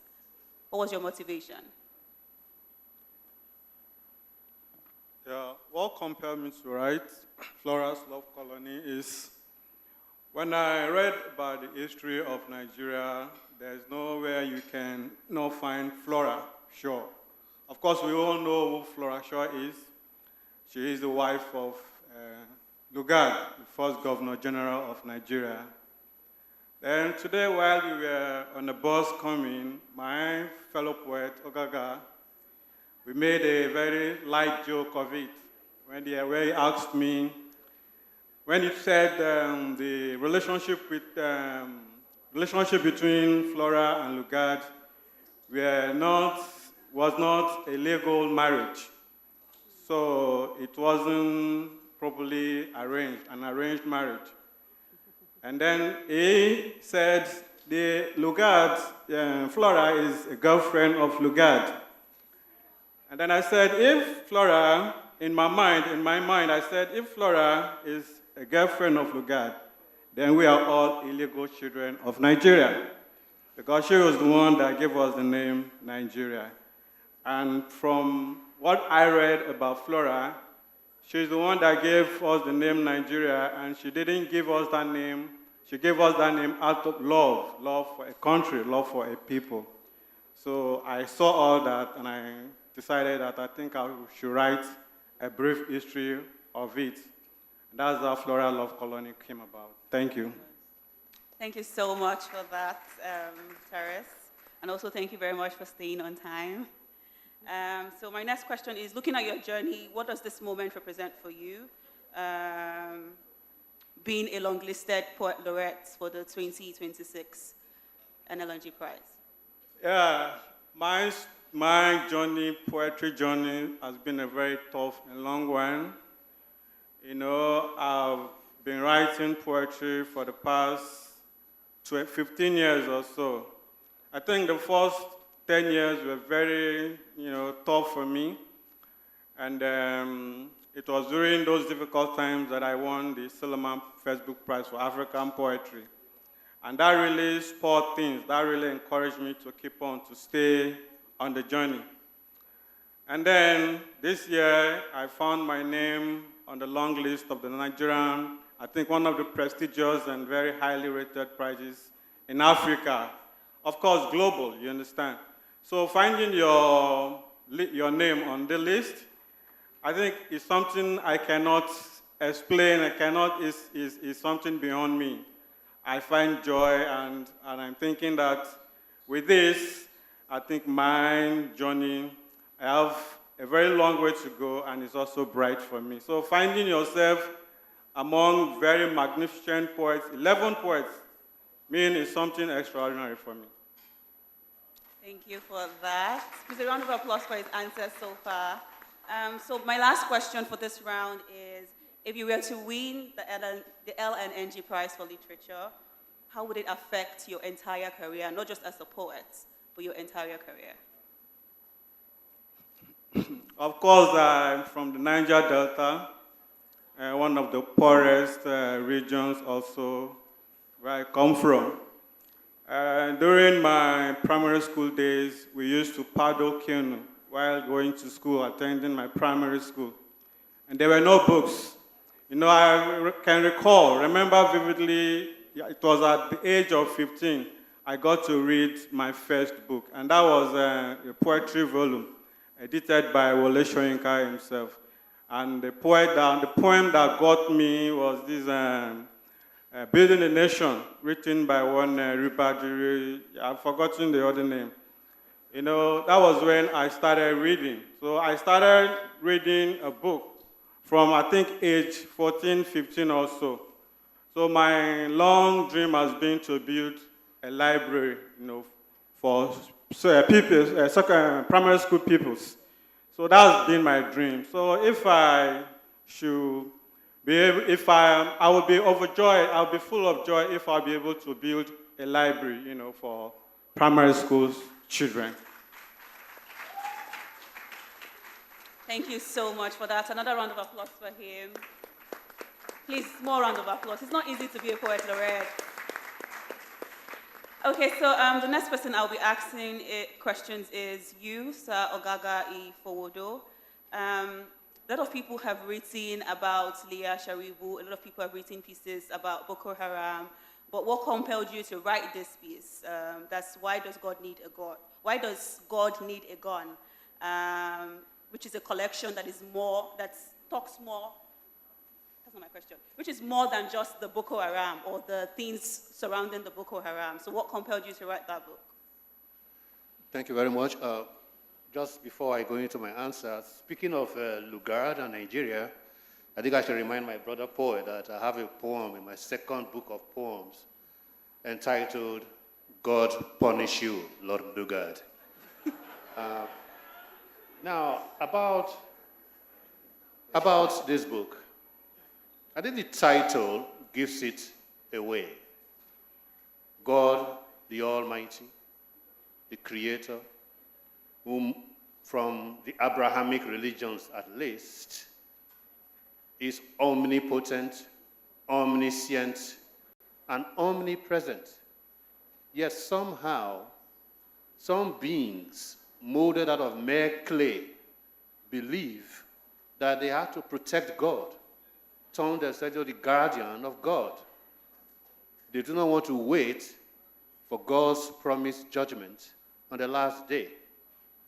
And then a mere child is taken from school, and not one, but so many, from Chibok, Dapchi, the federal government college, boys, 61 of them, I think, and the many, many other atrocities done in the name of God. This book began its life with a working title, Creeds and the Incredulous. Before, while I was rereading and revising for publication, that question asked by the poet persona, Leah Sharibu, who is a composite figure for all the abducted girls, for all who have suffered victimhood, asks of the captors, why does God need a gun? And the question does not just rest there. Imagine Nelson Mandela was several times offered freedom if only he will renounce violence. Now, in the eyes of the apartheid regime, his was violence. But taking their land and oppressing them was violence by the Boers. And he rejected the offer, went back to prison. Now, a mere girl of 14, maybe 15, is offered, from the testimony we got from those who were freed, freedom if she will renounce her faith and convert to Islam. And she had the courage to say no. That is worthy of celebration 1,000 times, 1,000,000 times, 1,000,000,000 times over. That is the motivation for why does God need a gun. Thank you so much. Although you did go beyond or above your time. But it's taking me back to the second question. While I was in the room, I had a lot of people say this is your third time being longlisted for the NLNG Prize for Literature. Looking back your journey from the first time you wrote it, from the first time you ever wrote any piece, what do you think that this moment means for you as a poet laureate for the NLNG Prize? As a writer, is that 3 times in a row, what I have done, I'll be deemed worthy of being highlighted as among the 11 best out of hundreds of entries. That in itself gives me some kind of satisfaction. But as I say, the wish for me is that it will be the 3rd time is a charm. The first time I was on the short list. Second time I was on the long list. This time I hope I get back to the short list and then go all the way. And I know the next question, what will I do? Well, I started my writing career at Federal Government College, Warri. We had an annual festival of arts and culture. And one evening, a 6th former, in those days we had Form 1 to Form 5, and then lower 6th and upper 6th A levels, turned to me, I was in Form 4 then, So you have a bent to the arts, not so? I said, yes. Why don't you write a poem for our house, Independence House, as our entry for the poetry event in the Festival of Arts and Culture? I'd never before then strung two words together by way of a poem, but I wrote a poem entitled Ill Wind, imagining the adage, it's an ill wind that blows no one any good. And it clinched the first prize for Independence House. And I was required to recite it before the entire school, which is probably the largest audience I've had for my poetry. And since then, I've always thought of doing something in commemoration of my start. So I will want to establish an annual poetry prize at Federal Government College, Warri. A round of applause for that. Thank you so much. And now I will go to the people online. I will go back to Tanure Ojaide. Can he hear us now? And is the room able to hear him? Yeah, I can hear you. Oh, great. Well. Okay, so over to you, Sir Tanure Ojaide. From winning the Commonwealth Prize, Poetry Prize in 1987 until now, where your poetry collection has been longlisted for one of Africa's most prestigious literary prizes. Looking at your journey, what does this moment represent for you? I look at this as normal in my career at this stage, that I've been writing poetry for a very long time. I won many prizes, but at this time, each period of my life gives me the sort of poetry I should write. And in this collection, Adult Love, which has to do with the small things of the beginning when I was living in the village in the Niger Delta, far, far behind. That village is no more. And we moved into a bigger village now. Small things like the relationship with nature, with water, with the animals. And such things later, in my later life, in my adult life now, they now guide me towards certain values which affirm humanity. Should we be kind to animals? Should we protect our water? At that time, my mother would go and fetch fish, and fetch just enough to cook a meal for the children. Not more than that, not to sell, but just for us to eat. And things have changed. So I'm trying to look at those small things of childhood and youth and how they affect the values we now hold.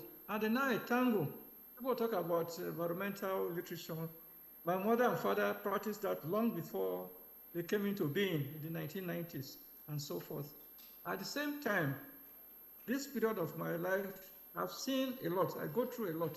And you see that I talk about politics, I talk about society, and my collection is based on 7 movements. And from the movement of invoking my muse to the last one, you could see that I go through the history of Nigeria, society, and what could make us better human beings than we are. Whether you're in politics or in anything, in the end, it's how we behave as human beings that matter. If we are good human beings, we won't have bad politics or bad governments. So this, in a way, is an affirmation that the things of childhood will help us in adult life to be more human and also adopt such human values as to make us more governable and make others progress in spite of everything. Thank you so much for that answer. Although I think that you touched in some ways to my second question, which is what first motivated you or compelled you to write Adult Love in the Childhood Garden? So maybe if you have another answer to that question, you can. Yes, but let me go. Okay. See, as I'm saying, I've been writing for a long time. And each period of my life, I get some inspiration. I write when I'm inspired. And I don't force myself, let me write on this. And at this period, I'm more interested in looking at the environment, looking at society, looking at the culture, and see how have these things affected us as we now live. And from these things, if you look at those poems, they're about the environment, about society, about how we relate to fellow human beings and to non-human beings. And these are the things that affected me that, no, one should write about these things. And the inspiration came, and I wrote them. And I went through, as I write them about the environment, I also look at how we as human beings have become so greedy, so greedy. A lot of corruption, a lot of other things which are there, which I've written. So at this period of my life, these are the issues which have affected me, which I feel I should write about to make us more human than we are. We are too greedy. We are almost too of everything. And as if we are not human beings. But when you hear about things happening, and these human beings don't know who they are. If they know what they are, they won't go beyond themselves. We should look at things that can make us and others live a better life than we now live. Thank you so much, Mr. Tanure. So my last question is the same as I've asked the other two poets laureates. If you were to win the Nigerian Prize for Literature, how would it affect your entire career? It will affect my career. It will affirm more of what I'm doing. But I've won many prizes, including the Nigerian Merit Award. And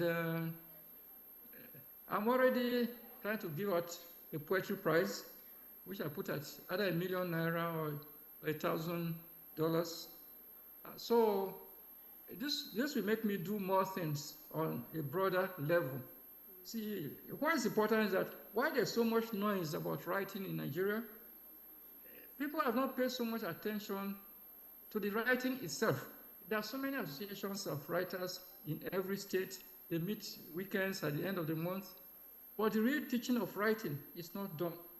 So I want to spend some money, if possible, to really make people practice writing. Encourage writing programs, workshops, that you tell people what their writing will mean. It's not enough to just talk about the writing, anything. But how do you write? How do you bring changes to the writing?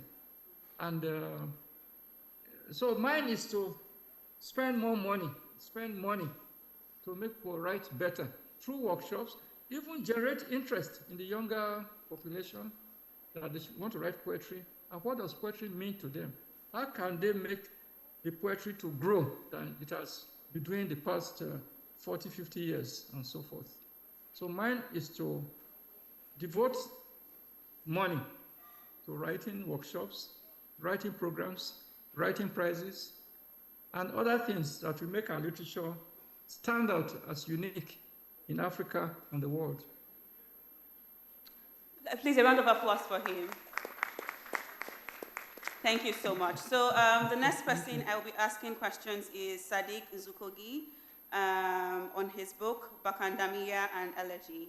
So my first question is, what was your motivation for writing this collection, which fuses the Hausa praise griot tradition of Bakandamiya, first popularized by the legendary Maman Shatta, with an elegy? Yeah, hi, thank you all, and congratulations to all of the long-listed poets. Personally, I cannot take credit for this. I'd want to, but in 2020, I was still studying for my PhD. I walked into my mentor's office, who also doubles as my editor, and he asked, why is it that we haven't had an epic from an African poet in a while? And I just said I'll do it without even thinking about it. And so when I started thinking about what to do, I wanted to introduce people to the way that we are in the North, because oftentimes a lot of people pontificate about the North, but it's actually a place that people do not know about. And it's a place of great history, great tradition. And we also have poetic tradition, and so I wanted to bring it to the forefront, because oftentimes when people talk about Africa in general, the slaw of Africa, the dark continent, but it's always the ignorance of others being projected onto us. And I was reading a particular historian who was speaking about the Hausa people, and he said, these are people without myth, which is this form of dehumanization, because if you have no myth, it means you have no life, it means you're not a person. And instead of reacting angrily, I set out to change that, like to say, hey, we've got myth, we've got poetry, and look, we're breathing human beings. We're humans too. Okay, thank you so much. Please a round of applause for the answer. So my question is, from that first motivation, you wrote the book, and now we're here. The book is one of the long-listed collection for the prize. So the next question is, what does this moment represent for you? It's affirmation, to be here with contemporaries, to be here with friends, to be here with forebears. I remember, I think it's 2009 when Ahmed Mewada, the poet, who was also a finalist in the 2009 edition of the NLNG, introduced me to Tanuri Ojaide. I was a teenager then, so it's a huge honor to be in this conversation with people who have been writing, people who have been good example for us to follow. It's just immense pleasure to be here, and a lot of people have said that being here is a win already, and that it's true for me, because when I started writing, I just wanted to write poems. I just wanted to express myself, and everything else is extra. So this is extra, and I'm deeply honored to be here. And for the final question, if you win, how will it affect your entire career? Yeah, that's a big say, because hopefully my career would be big. That's a prayer, amen. But I was talking to my dad, and he said to me, my dad is a poet too, although I have benched him. He said it's a lot of money. And I'm like, yeah, it's a lot of money. It's actually too much money for one person. And I still think that. And, I told him if I get to be a finalist, if I get to be a winner, part of my acceptance speech would be, the NLNG, can you split this to be a $25,000 prize so that every year a poet can win it, so that everywhere a fiction writer can win it, so that every year a children's literature can win it. It's a lot of money. But what am I going to do? I think the only thing I'll do right now that I've thought of is, my mom hasn't seen me in close to a decade. I'm going to try and make sure that, she misses me in comfort. So, I'll spend a huge chunk of that money on mom. Thank you so much, and I do hope that you get to see your mom soon. So the next person I'll be asking questions is Teresa Lola, author of Ceremony for the Nameless. So my first question is, looking back at your journey from that school trip to a poetry festival in Lagos that first sowed the seed of poetry in you, and now you've been longlisted for one of Africa's most prestigious literary prizes. What does this moment represent for you? It's a huge honor to be on this list. I think for me, it just affirms what I'm doing, because I started writing when I was young, and a teacher encouraged me. But when I went to university, my first degree was in accounting and finance. I had no sense of what it meant to be a writer as a profession. But when I graduated from university, I took that bold step that I was going to pursue writing. And that was over a decade ago. So this prize affirms what I'm doing. It's an encouragement, but also poetry has been a big part of the ecosystem in Nigeria, in storytelling, in preserving our cultures, in shaping the way Nigeria is seen on a global platform. And so it's an honor knowing that, I'm inked as part of those writers that are, forever part of the literary canon in Nigeria. And I hope the way that, writers inspired me to reimagine Nigerian culture and to write my stories, this prize affirms that hopefully our books, so everyone on the list, our books are now going to be widely read and will inspire next generation of writers. So it's an honor to be able to continue that. Thank you so much. A round of applause for her, please. What was the motivation for writing Ceremony for the Nameless? I was intrigued by the importance, the significance of names in Nigerian culture in a way that isn't seen in other cultures around the world. And I wanted to return to, think about what are the traditions and the intricate practices of naming in Yoruba culture in particular. So when I moved to the UK, everyone still calls me Olufumlola, my family, but other students struggled to pronounce the name. So naturally they started, moving to my middle English name, Teresa. And also when I graduated from university, I didn't want employers to find my poetry. So I then adopted Lola, and Teresa Lola became the artist name. There was something there about the ways that I've used name to shape my identity in different ways, and it's things that we do to acclimate into different cultures. A lot of us have 3, 5, 6 names, and there was something that I wanted to explore. So it started as a personal inquiry into, how names shape our destiny, how they call forth our future. And as any writer, when we write, we have an intention, but you want it to become a journey of discovery. And as I wrote the book, it went from being a personal inquiry to looking at the political, sociological, and racial aspects of naming. I mean, a fellow writer mentioned earlier about how Nigeria got its name. And that's something that also comes through in the book. But it starts with a Yoruba naming ceremony. And so the book I wanted the book to be one long ceremony to carry on that essence of joy, of musicality and praise that is embedded in our celebrations, but also in our languages, as most of our languages are tonal. So it had to be, initially the title was Naming Ceremony for the Nameless, but I wanted to, remove the naming and just explore widely naming and, celebration and community. Okay, thank you so much. And the last question, how will winning this prize affect your entire career? Well, prizes are, I think prizes are part of the heartbeat of what keeps the literary community going, because it draws attention for readers to take notice of our work.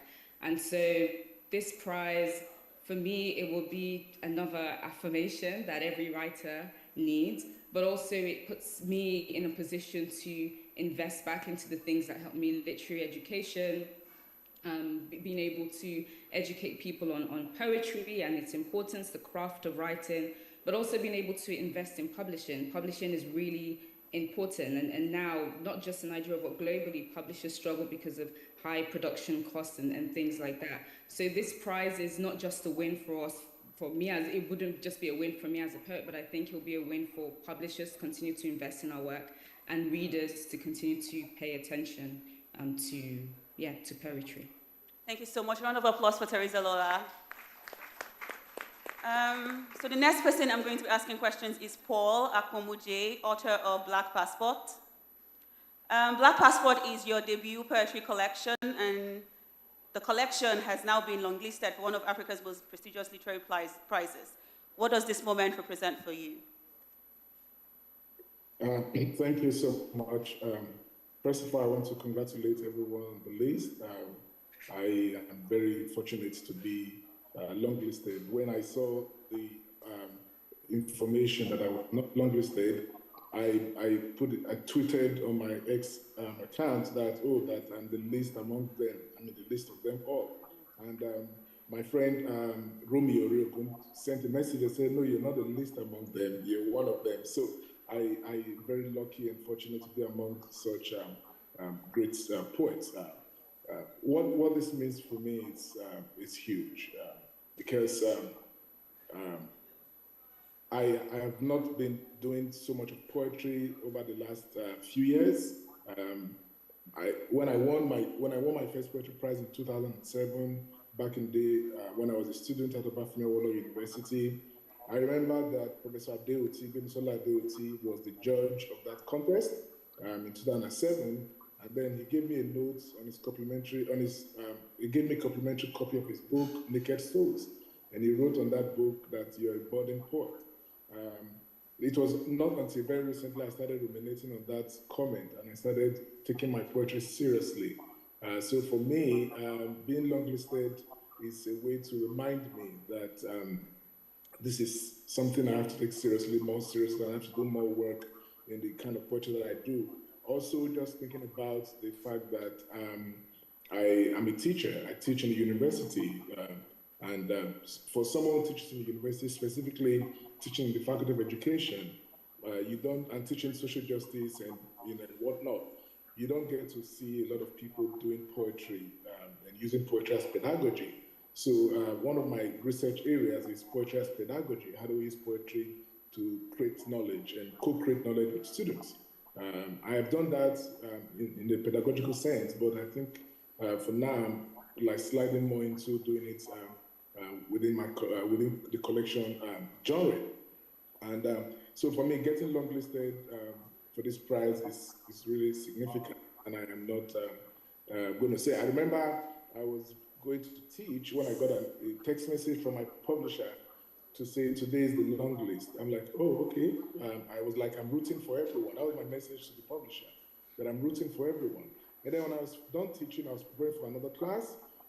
I saw a message from my publisher, that's Grotland Publishing, that's Bibi Kuno, texting me to say, you are one of them. I said, one of who? I couldn't understand. You're one of who?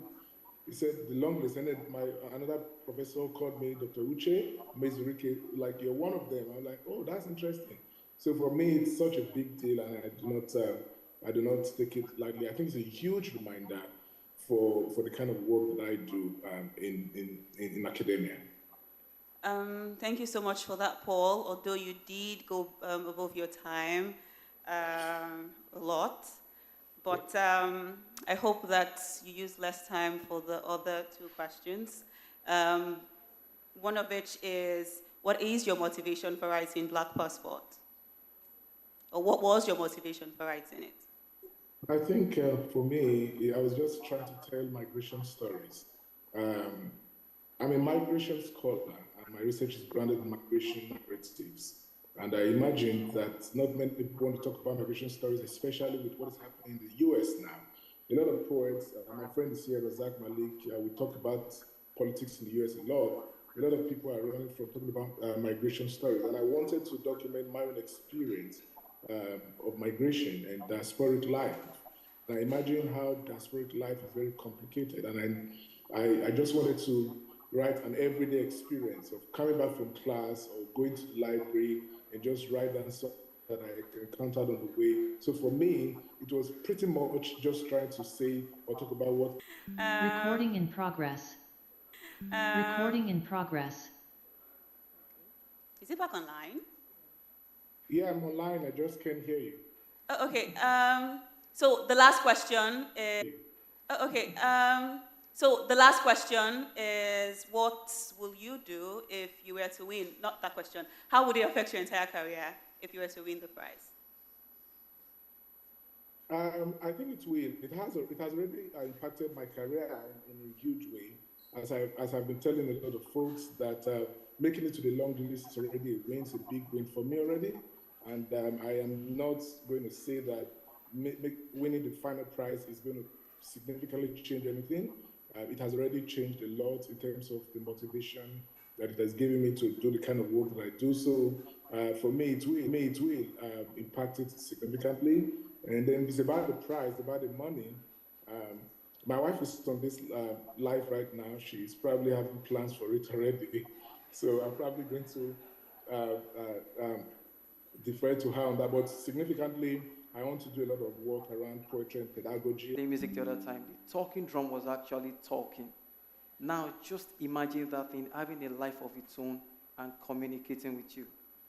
The interesting part is that if you look into our religions, animism is layered and in depth with everything that we are doing, from the myth to the culture to the beliefs, into everything. Animism is layered in it. So I now thought, okay, let me pick one powerful religion, an old religion, which is the Ifa religion, with the Yoruba race believe in. So I did a thorough research on that and tried to settle on the first principal Odus, which is like the first 16 corpus. So I worked on that, and I had to broaden it in the whole collection. So the first section, there was, I always want to work with my authors to get them here, to be in this room. So writing is basically what I do for a living. In 2016, I hold a degree in physics, for those who know that. So I've worked in other sectors of the economy, but in 2016, I wanted to enter for a particular prize. So I needed to quit my job to write that, to enter for that prize. And I did quit my job. And although I didn't win, but I told my cousin then that if I don't get a job in the writing line, I won't get any other job. So I didn't have a job for 1 year. And in that 1 year, I kept on writing. And it now became like my second skin. It's something I do. I think the only form of writing that I'm not good at is drama. Aside that, every other form is something I work with, and I work with my authors, you know. So I always want to get them into this room, but somehow they are always scared, or sometimes when we submit, they don't make it here. So I now made my decision, okay, what about if I sit down and put in my best effort and see how it pans out? And to my amazement, I've been able to do this back to back to back, and I'm so proud of myself. Thank you so much. So now the last question: if you were to win, how would it affect your career? I know if you play the video, I know I must have said something in 2024 that this is what I would have done with the money. Then in 2025, I said this is what I'll do with the money. But I think I'm older, I'm wiser, and I know that the best decisions cannot be made when your emotions are heightened. So give me the money first. Give me the money first. So I'll soak it in, then I'll decide what to do with it later. Thank you. Please, a round of applause for him for his answers.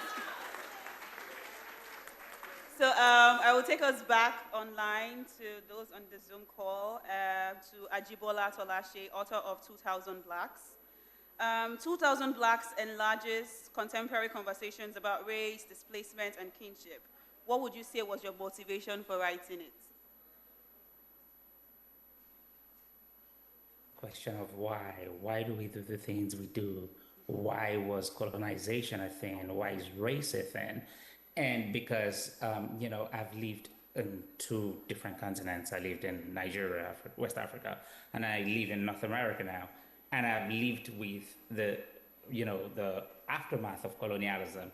And then currently I live in a society that's deeply ingrained in racism. So I think those are the things that give me the push to write the book. Those 2 things around why. Why do we do those things that we do as humans? Why do we hurt ourselves in such ways? And what's the lineage of our history? Thank you so much for that. And then the second question is, what does this moment represent for you, being a long-listed poet laureate for the Nigerian Prize for Literature, one of Africa's most prestigious literary prizes? It is exciting. It's very exciting to have readership. I think it's exciting to have books that, connect with readers in different places. My book's one of the books that was published abroad, and, it's kind of like a different audience here, but to also kind of like have a book that Nigerians can relate with is exciting and makes me feel good. So I'm excited to be here. I'm excited. I'm elated by the news of the long list. That's most of what I feel about that. It's just it's excitement. And yeah, that's what I'm celebrating, the fact that, I'm here in the company of great people. And then the final question, if you were to win, how would it affect your entire career? I hope that it doesn't change anything about the writing. I hope it doesn't. I hope that what it does is improve readership, that, a prize of this stature gathers more readers towards poetry. And that's the best I can hope for in terms of what the prize does for me and my career. And I hope the career is long, write more books, do more things within it. Thank you so much. Please, a round of applause for him. And then next on my list is Razak Malik Bolahon, author of The Origin of Wounds. My first question is, what was the motivation for writing a collection that addresses personal and global grief, while also assuming fragments of historical accounts? Yeah, thank you. Can you hear me? Yes.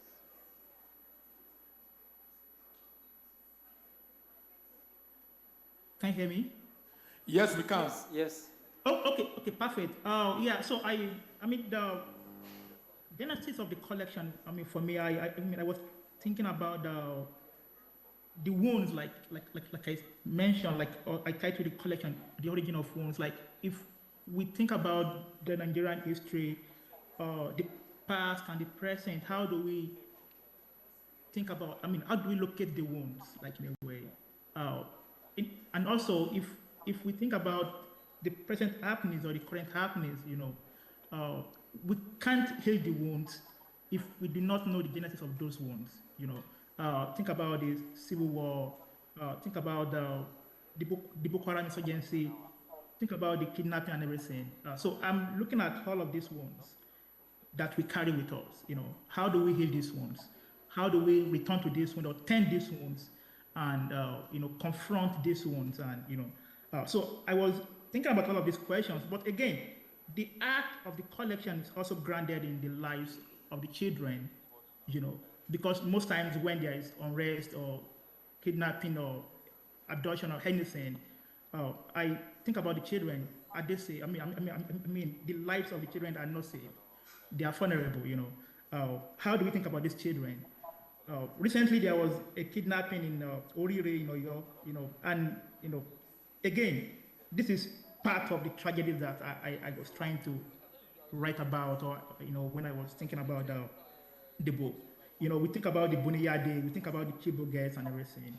So these are things that we have to return to if we want to memorialize or address the past and also come back to the present.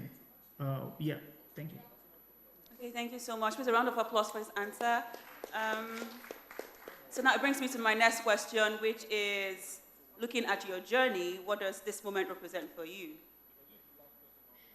Yeah, I mean, for me, I think the first reaction is gratitude, because it's been a long journey, and I'm glad that I'm here today. And also with people that also, we were together, back then. I started posting my poems on Facebook. That was 2010. And then I was a student at the University of Ibadan.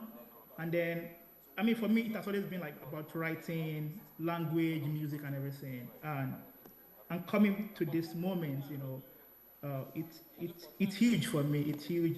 It's incredible. So I feel seen. I feel heard. I feel recognized. I feel acknowledged.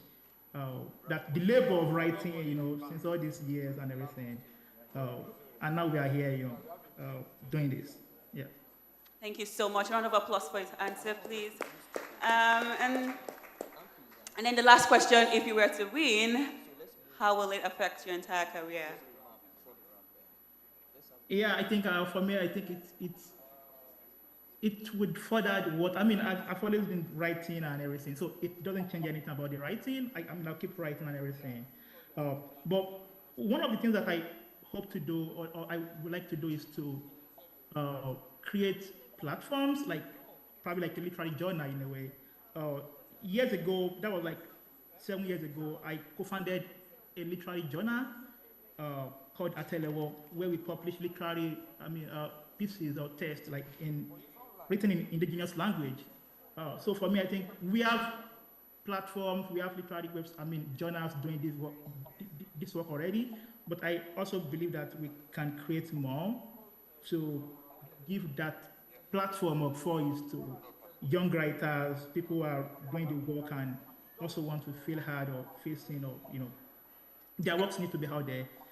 So this is one of the things that I hope to do, and also again going to schools, talking about poetry, buying books for students and everything, because not everybody wants to be a poet. People feel like, people believe that poetry is hard and difficult. Yeah, sure, but then I believe we can bring poetry to the grassroots. We can teach poetry to students, people who want to write or create something. Yeah. Thank you so much. Please, a round of applause for him. And next, I'll be bringing it back to the room. Over to you, Sir James Ungu Eze. What was your motivation for writing a book? When I was reading through the pamphlets, I saw it described as a book of outrage. So what was your motivation for writing a book of outrage? Okay, good evening, everyone. It's been a long day. Thanks for holding on. My motivation for writing on Bind Me Now is a desire to set an agenda for my country in a very perilous time. I think that we are at a moment in our growth and development as a country where silence is dangerous. I think that what we need now is a collective outrage, a collective sense of inouï. We need to show that we are not content with the situation in the country. I think that literature should create uncomfortable situations, especially poetry. Poetry should ask difficult questions and demand answers in smoke. Hold our society accountable for its inherent failures. So Unbind Me Now is a collection of poems that demand answers in smoke. So my motivation is to rouse the lion in Nigeria and Nigerians. We need to wake up because I think silence is not serving us well at this moment in time. Thank you. Thank you so much. Round of applause for that answer. All right. This is the second time you have been longlisted, that your collection has been longlisted. What does this moment mean to you? Oh, well, I must express my profound gratitude to NLNG, for validating my work, calling me a second time to be present here with you and to share products of my solitude. This means a lot to me, and I guess it's the same for my colleagues on this illustrious list of 11. If I ever had any doubts about the quality of my poetry and my mission as a writer, being called a second time to be part of this amazing treatment of the writers in this country has erased all doubts, because we must not lose sight of the fact that Nigeria is a big country and we have big corporates, but only NLNG appears to place value on writers, especially people who practice the kind of difficult arts that poets practice. I mean, we must never lose sight of that. For writers to be called to Lagos each year and given a pop star treatment, lodged in the finest of hotels, I mean, what validation do we need? So it doesn't really matter whether one goes beyond this stage or not. Anyone who bows out at this stage will return. If you are grateful, you should return with your head held high. So that is what it means to me. Thank you so much for that answer. And then the last question is, if you were to win, if second time becomes your charm, what did we do for your entire career? Oh, thank you so much. I think I've been on this journey. I'm a late bloomer when it comes to, my work being public, but I've always been involved in literature. And just last year, I chaired the first ever Things Fall Apart Festival in Enugu, which attracted over 10,000 participants. The biggest such gathering for arts in Southeast Nigeria. I've also been part of series of efforts to sustain the tradition that the pioneers of African literature, who were mostly Nigerians, started.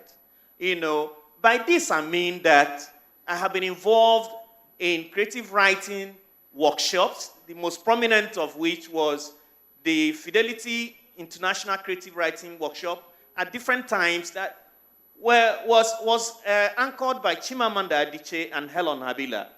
And back in Anambra State, myself and my very good friend, novelist Odili Ujubonwu, we have held successive editions of a poetry festival known as Return to Idoto, which takes Nigerian poets to Christopher Kibo's hometown in Anambra State to celebrate the best of Nigerian writing in a festival that lasts for 3 days.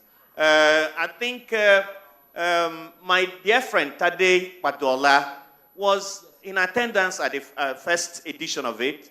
And Chijo Kamuna, you have so many illustrious poets, even from the diaspora, who have been part of that. So if I should win this prize, which I pray God gives me, I would plow it back to sustaining this tradition. Because sincerely, writing appears to me to be one of the few places where the Nigerian competes quite favorably with anybody from any part of the world. Our writers have held their own well amongst, their peers across the world. Just about this time last year, I was at the Library of Congress in Washington, D.C., in the company of Chimamanda Adichie, and there were about over 90 authors, and she drew the largest crowd in the Library of Congress that day. And what struck me was, here is a Nigerian drawing the largest crowd in the Library of Congress, where writers from all over the world gathered for products of the imagination.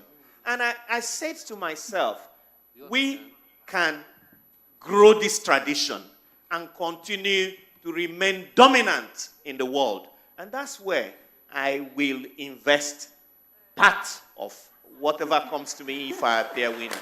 Thank you so much. Thank you so much. And then the final author for this round of question is Adedayo Agarawu, author of the book, The Years of Blood. So my first question is, what compelled you to write a debut that also asks how a family, a city, and a language carry what they have been forbidden to say?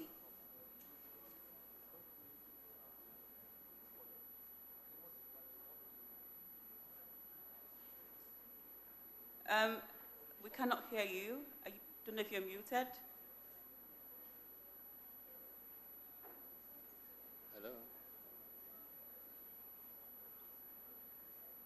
Yes. Yes, please. Mrs. Ayo Bay. Please make sure to give Can we check cost his package. I can see that she hasn't got yeah, a I couldn't cost get off. package. Hello, everyone. Right? Thank you for okay, the the question. second I row think that from where German is. Can you guys hear me? She's fair lady sitting literally all by herself. I think but there are that three it's other very persons. important Black on grey pant. However they are. The Years of Blood is a lived experience of me growing up in Oyo State, Ibadan, just very close, 2 hours away from Lagos. And I think that in today's Nigeria, it's also the reality of how we go to bed with fear, how we wake up with fear, and kidnapping is something that we've actually ushered around growing up. Oh, we don't talk about it because it's something that we don't like to accept that is our reality as a people. So leaving Nigeria, getting on the flight to the US, it felt like my body began to allow me to think about these things, allow me to express these things. So I started writing the poems from the moment the flight took off. So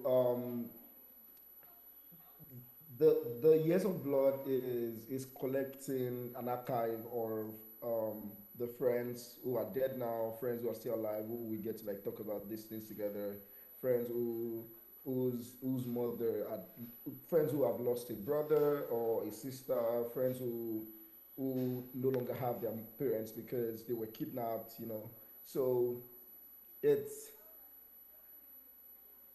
an opportunity for me to think about myself, my past, and the people that I still have in my life, and properly bury friends.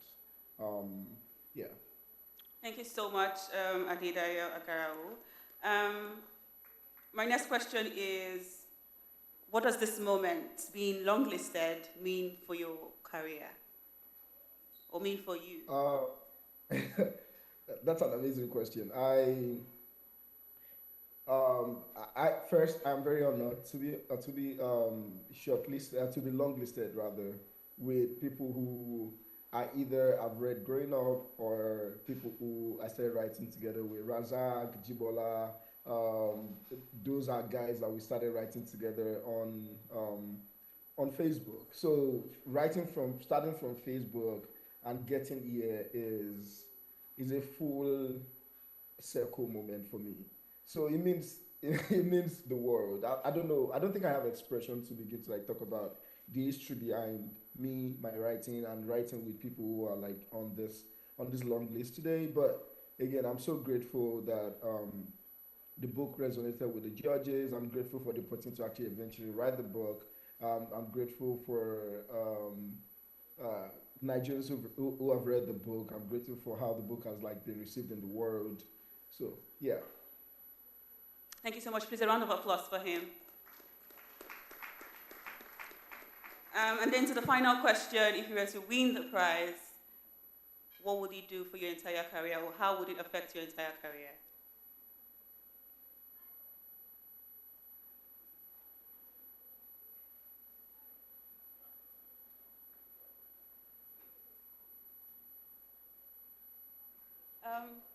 We cannot hear him. Is there a sound problem? Sound Yeah, guy? sorry. I'm back. I don't think I've actually thought about that question, but I think the immediate thing that jumps at me is my friends and I started a collective called the Unserious Collective a couple years ago, and we've been self-funding, supporting the Nigerian literary poetry community every year with fellowships in the tune of about 700 to 1 million every year for four writers. And then last year, I also started a prize called the Aurelia Guerrero Prize, which actually honors Nigerian poets and African poets and the Black diaspora with $2,000 prize. And I guess the immediate thing is that a pool of that actually goes back into that. I've always thought that poetry has poured so much into me. So I've always in my life, just poured back as much as poetry has poured into me. So that's one. And then, I probably travel, take some time off work, and just go see the world. Who knows? Yeah. Thank you so much. Please, a round of applause for him. Okay, so my last question to everyone. We have like less than 2 minutes to answer, but I feel like it is a pretty straightforward question. So if you win the Nigerian Prize for Literature, you become the 6th poet to receive the prize. The first poetry winner was Gabriel Opara and Ezenwa Ohaito in 2005, followed by Tade Pedola in 2013, Ikeogu Oke in 2017, and Romeo Oriogun in 2022. Looking across these 2 decades, how have you seen poetry grow and change within Nigeria's literary society? And what role do you think the Nigeria Prize for Literature has played to that change? So we can start from you, sir. No. Okay, where are you? Yes. Did you hear the question? I did. So in the past 2 decades since the Poetry Prize started, how have you seen poetry grow and change within Nigeria's literary society, and what role has the Nigeria Prize for Literature played to that change? Without a doubt, it has made more Nigerians write poetry. We can tell by the sheer number of entries every year. So writers would tend to say inspiration, but it's not just inspiration. Or at least put it this way, part of that inspiration comes from knowing that what you're doing can be valuable in the eyes of the readers to the point of such recognition as the NLNG Nigerian Literature Prize. It is not for nothing that when big prizes all over the world are won, those writers assume a bigger status in the eyes of the world, even those who may not have read anything by them. A typical example would be Wole Soyinka. I can bet that not many have read any of his plays or any of the poems beyond those who were lucky enough in secondary school to read Abiku or Telephone Conversation. But because of the Nobel Prize, that tag, winner of the Nobel Prize, gives him such recognition, such value in the eyes of the world, even beyond the art itself, and draws attention to even the other things that may not just be literature, like its activism. So I think the NLNG Prize has to be commended for this intervention in our creative and literary culture to the extent that more Nigerians are more motivated to write across the 4 genres that they support. Thank you so much. And I'll come to you, Mr. Ayo. Did you hear the question, or do you want me to repeat it? Oh, I did. Please, 1 minute per person. I have to intervene. 1 minute, please. We've lost time. Okay, so I think probably I can say on behalf of all the Nigerian writers, we are grateful to the Nigeria Prize for Literature and all the minds that came together to make this happen. The windfall which you share with us every year is a lot, and even if we don't type it on social media, it inspires us a lot to come out. I, for one, if it's not a lot of money, you're not reading my work, I won't lie to you. So I'm grateful for what you do for us, and it has really encouraged us. It has introduced us to a whole lot of amazing writers and creatives in the industry, and you've been able to introduce us to the readers out there in the world. So it's a good thing, it's a good feeling, and we hope that this continues for a very long time. Thank you so much. Please, a round of applause for him. And then I'm going to go online before asking the rest 2 persons sitting here.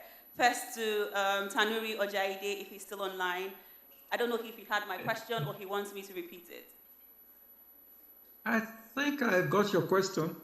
I think I got it. Yeah. Okay, great. I think Nigerian poetry has changed a lot with this set. I know I write poetry, I teach poetry, so I know the past winners and what is of this new 11. And I feel, the prize has generated a lot of interest in people to write more. In fact, even talking about poetry itself makes others to learn how to write poetry, to know how to do better in writing poetry. So I would say that from what I can see, that the winner of this set will be a development, an advance in what we'll be doing in poetry. But one thing we should know is that there are people who could be as good or better than these 11 who did not enter for the prize. But for this prize, I feel that the winner will be a good development in poetry writing in Nigeria from the past winners. Thank you. Thank you so much. Please, a round of applause for him. I will go to you, Sadiq. Did you hear my question, or do you want me to repeat it? Yeah, I'd appreciate it if you can repeat it. Okay, so looking across the past 2 decades, how have you seen poetry grow and change within Nigeria's literary society, and what role has the Nigerian Prize for Literature played in that change? Yeah, I think a lot because, not a lot of people value the written word. And so the NLNG obviously put a lot of stock in it. And that's seen through the amount of money that they have earmarked for this, and also the events, and also the celebration of the books.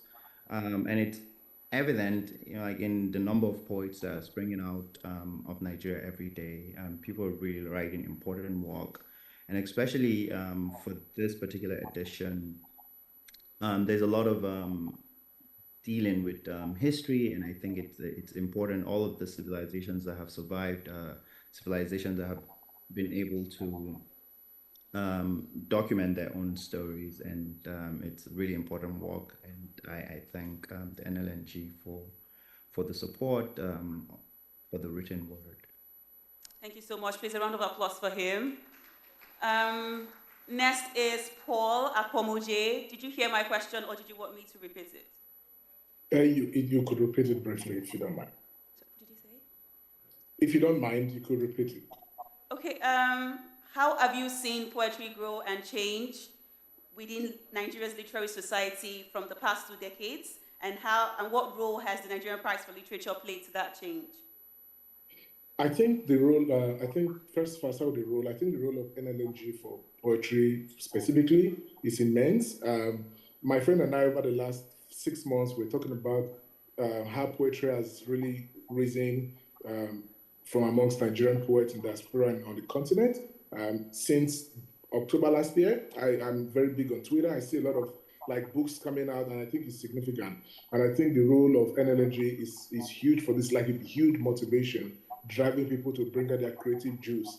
And I think I always talk about creative juice, and sometimes that juice can flow more with incentives. And I think the way the NLNG provides those kinds of incentives is something very important, and I give kudos to them. Yeah. Thank you so much for that. Just to move on, I will move on to Teresa Lola. I don't know if you had my question or you want me to repeat it. Hello, yes, no, it's fine. I heard your question. Thank you. Great. Thank you. I think that this prize has been important in just allowing and encouraging writers to continue to uphold excellence in our work and also to remain diligent in being a writer. Some of us on the list have been writing for decades, and there's something about being resilient, whether or not you think you have an audience, whether or not you think you're going to be shortlisted or longlisted for a prize, just that urgency to write and to tell stories. I think this prize and seeing the writers on there, this prize encourages readers and aspiring writers to remain diligent in their work. But also looking at the winners over the years, they're winners and writers from different backgrounds, different places, embracing their own perspective. So this prize also encourages aspiring writers to embrace your own voice, embrace your own story, and think about what is your voice and how is it, what part of the puzzle is missing that you can add in and you can bring in. So this prize has been important in shaping literary culture in Nigeria and keeping readers going, keeping writers going. Thank you so much. Please, a round of applause for her. And then I'm coming back to Ajibola Tolashe. I don't know if he had my question or wants me to repeat it. Yeah, I heard your question. I think the NLNG has been very important to Nigerian literature. For poetry particularly, I think over the years, in the 2 decades of the NLNG, the writing has evolved. More than ever, I think we've had a lot of writers, working in the genre, which is exciting. It's always great to see more poets working. I feel like we are the core of the society and the heart of it. So it's always nice to see that work has been supported by NLNG. Thank you. Thank you so much. Please, a round of applause for him. Now, bringing us back to the room to Tares, if I pronounce that well, Oburume. Sorry, Tares Oburumu. Do you want me to repeat the question? No. Okay. When I first sent my manuscript for publication, the publisher said Nigerians do not read poetry. He also said poetry doesn't sell. So, as the end of the manuscript. And another event occurred somewhere around 2022, before I won the first book prize for African poetry. He said, life doesn't revolve around poetry. So I should think of something else to do. I think these 2 events have answered, have given meaning to poetry and how it is being perceived here in Nigeria now. Thank you. Thank you so much. Please, a round of applause for him. Going back online to Adedayo Agarawu.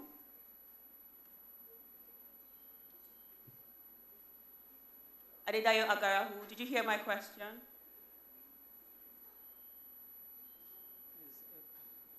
Okay, so I'm just going to repeat the question. I think you're nodding your head like a no. Looking across these 2 decades, how have you seen poetry grow and change within Nigeria's literary society, and what role has the Nigeria Prize for Literature played to that change? I grew up in a generation where we learned about poetry, or we found community for writing on Facebook. And coming from that generation to this generation where many of us are now on Twitter, and we see how writers are writing, how young writers are starting every day to write, to enter for prizes, this prize and the initiative actually offers a kind of hope that nothing else actually offers, in Nigeria today. And it sums up the idea that anybody can be anything. Like, you can start from Facebook and you can win the biggest poetry prize in Africa. And that matters actually, because it does then continue to shape the way that people look forward to writing and making something out of their own writing. So yeah, we're grateful for this prize and hope that it continues to give to writers. Thank you so much. A round of applause for him. Next is Razak Bolao Malik. Yeah, I think I will start from where what Dio said about most of us started writing on Facebook, and and over the years, I think when I was studying at UI, NLNG is a prize that we always look forward to. We will buy books and then talk about the books and everything. So it brings all of us together. And over the years, especially on Facebook, people like young writers writing, posting, and also trusting the process, believing that someday their voices will be heard. So NLNG has been incredible, has been pivotal to the growth of literature, in Nigeria and everywhere. In sport, we do have Ballon d'Or. So I believe in Nigeria, NLNG is equals or equivalent to Ballon d'Or in literature. Thank you. Thank you so much. And finally, Sir James Ugu. I think that the Nigerian Prize for Literature has actually redefined our cultural landscape in the period under review, because once the long list is announced every year, the attention of the conscious population of Nigerians focuses on writing and writers for that period of time. Now, if there is anything, I really can't think of anything more important than that, because Nigerians have just that window to focus on writers. That's massive, if you ask me. And then again, the trickle-down effect of this prize, on my own part, has been very immense. Since my last nomination here, about 4 years ago, my profile as a writer has grown. And in January this year, the Chukwuemeka Odumegwu University in Anambra State actually set aside a special day for the reading of my poetry. And on that day, in the presence of scholars and professors and the university vice chancellor, they placed a garland on my neck and declared me the people's poet. That, to me, is the highest validation anyone can get. I also need to mention that my book is a prescribed reading in some universities, and I'm sure that this applies to some of my friends here. So what else can we wish for, as a writer that's higher than, products of your imagination being read and appreciated by people, just like you read those people who came before us, so that tradition stays unbroken. I think the significance of the prize and this weight on the society will remain with us for a very long time. Thank you very much. Thank you so much, and thank you so much for staying with us till this moment. I want to also add that I run a community of creatives called Mike and Mind. We are young, growing poets, creatives, writers, and this is for all of the long-listed poets. It will be really, it will do so much for our careers if we can have mentorship from you guys that will help us see our works differently, write differently, and maybe be part of the long-listed poet laureates. So thank you so much, guys, and that's the end of the Q&A. Thank you very much, moderator. Please, a big round of applause for her. And to all the writers online, I can't be mentioning names, and to all of you here, thank you very much for being here. Please do not leave, because the next item is really very important. But I think they deserve a bigger round of applause. Maybe we should stand, right? Because it's not easy. I'm a poemist, so I'm not a poet. So I'm not sure I will ever win. Now we're closing, we're wrapping. I would like to instantly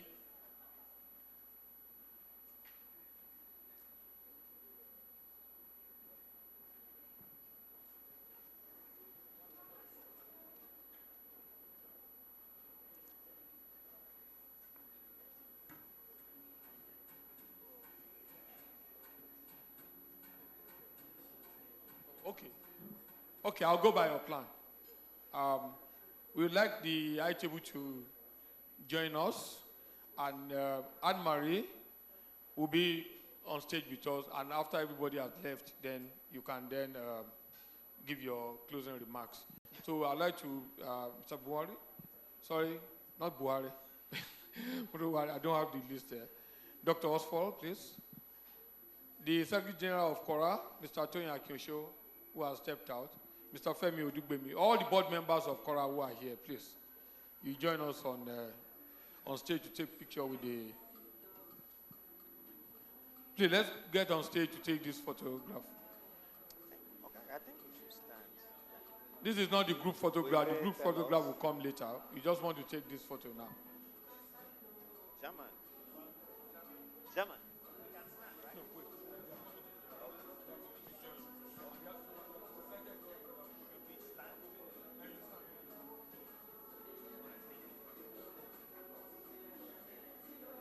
And to the audience, thank you very much for joining us today. This has been very nice. Professor Duroni, please. You're supposed to be there. Sorry, somebody is joining too. Professor Duroni. Yes. Anyway, okay, this one is shorter. Yeah. That's the former Deputy Vice Chancellor of University of Lagos, now Emeritus Professor, University of Lagos.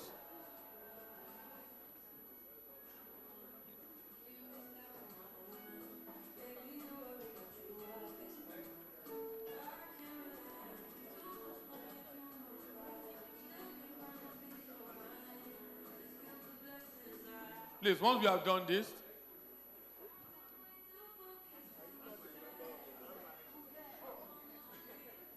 she's avoiding you.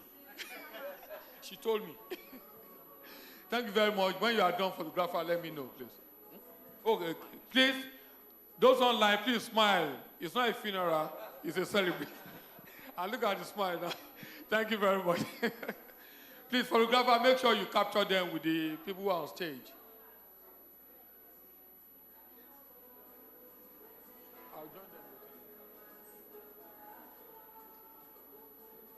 I don't like my face to show in photograph. Thank you. So they won't think that I've made millions. But I'll join later. Where did Mr. Tony Akosho go to? Okay. Well, thank you very much. We can strike. But we're going to have group photographs later, please. Yes. We're going to have group photographs later that you come back. Yes, later, after the speech now. Okay. Yeah. All right. Yeah. So the next item now is Anne-Marie Palma-Ikuku to give us the closing remarks. And then the chairman of Kora, Chief Kayode Adeolokun, should be on standby, please. is online. Thank you. Good afternoon, distinguished ladies and gentlemen. You would agree with me that it's been an interesting evening. I can see a very full room. Nobody has left. Thank you for staying back. By every measure, this book party has fulfilled its purpose. The long list is no longer simply a list of 11 outstanding poetry collections. Through the readings, the reflections, and the conversations we've shared with the poets, these works have found new audiences, and we shared fresh perspectives. That outcome explains why NLNG continues to invest in the prize and the Cora NPL Book Party. You would agree that while recognition of good literature is important, rigorous reviews like this and the opportunity to find its rightful place in our literary consciousness is a hallmark of excellent literature. That is what this gathering makes possible. As we wrap up these successful events, I acknowledge those whose talents, dedication, and service have made today's celebration possible. The poets, the advisory board. I think Professor Akachi is online. Thank you, Prof.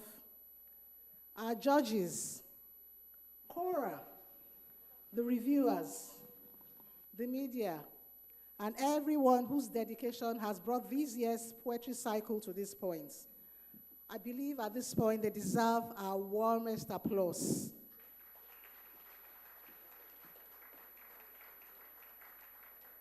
The announcement of the final verdicts on October 9 will bring this year's competition to its conclusion. But you will agree with me that the journey of these books is only just beginning. Let's buy copies as we leave the hall this evening. Their true legacy will be shaped by us, all the readers who embrace them, the conversations they inspire, and the place they ultimately earn within Nigeria's literary tradition. Now, another journey that has also commenced is that of the Nigeria Prize for Creative Arts. And this evening, it's my honor, on behalf of the advisory board for the prize, to present the long list for the Nigeria Prize for Creative Arts. Let's watch this short reveal. Every documentary begins with someone who notices a story worth preserving. They listen, they stay, they follow the truth and bring it to the screen. Across Nigeria, 11 filmmakers and creative teams turned their lenses on people, places, and experiences that might otherwise go unseen. Meet the 11 nominees for the Nigeria Prize for Creative Arts 2026. With her project, Maitazi. Blessing Bulus with her project, Maitazi.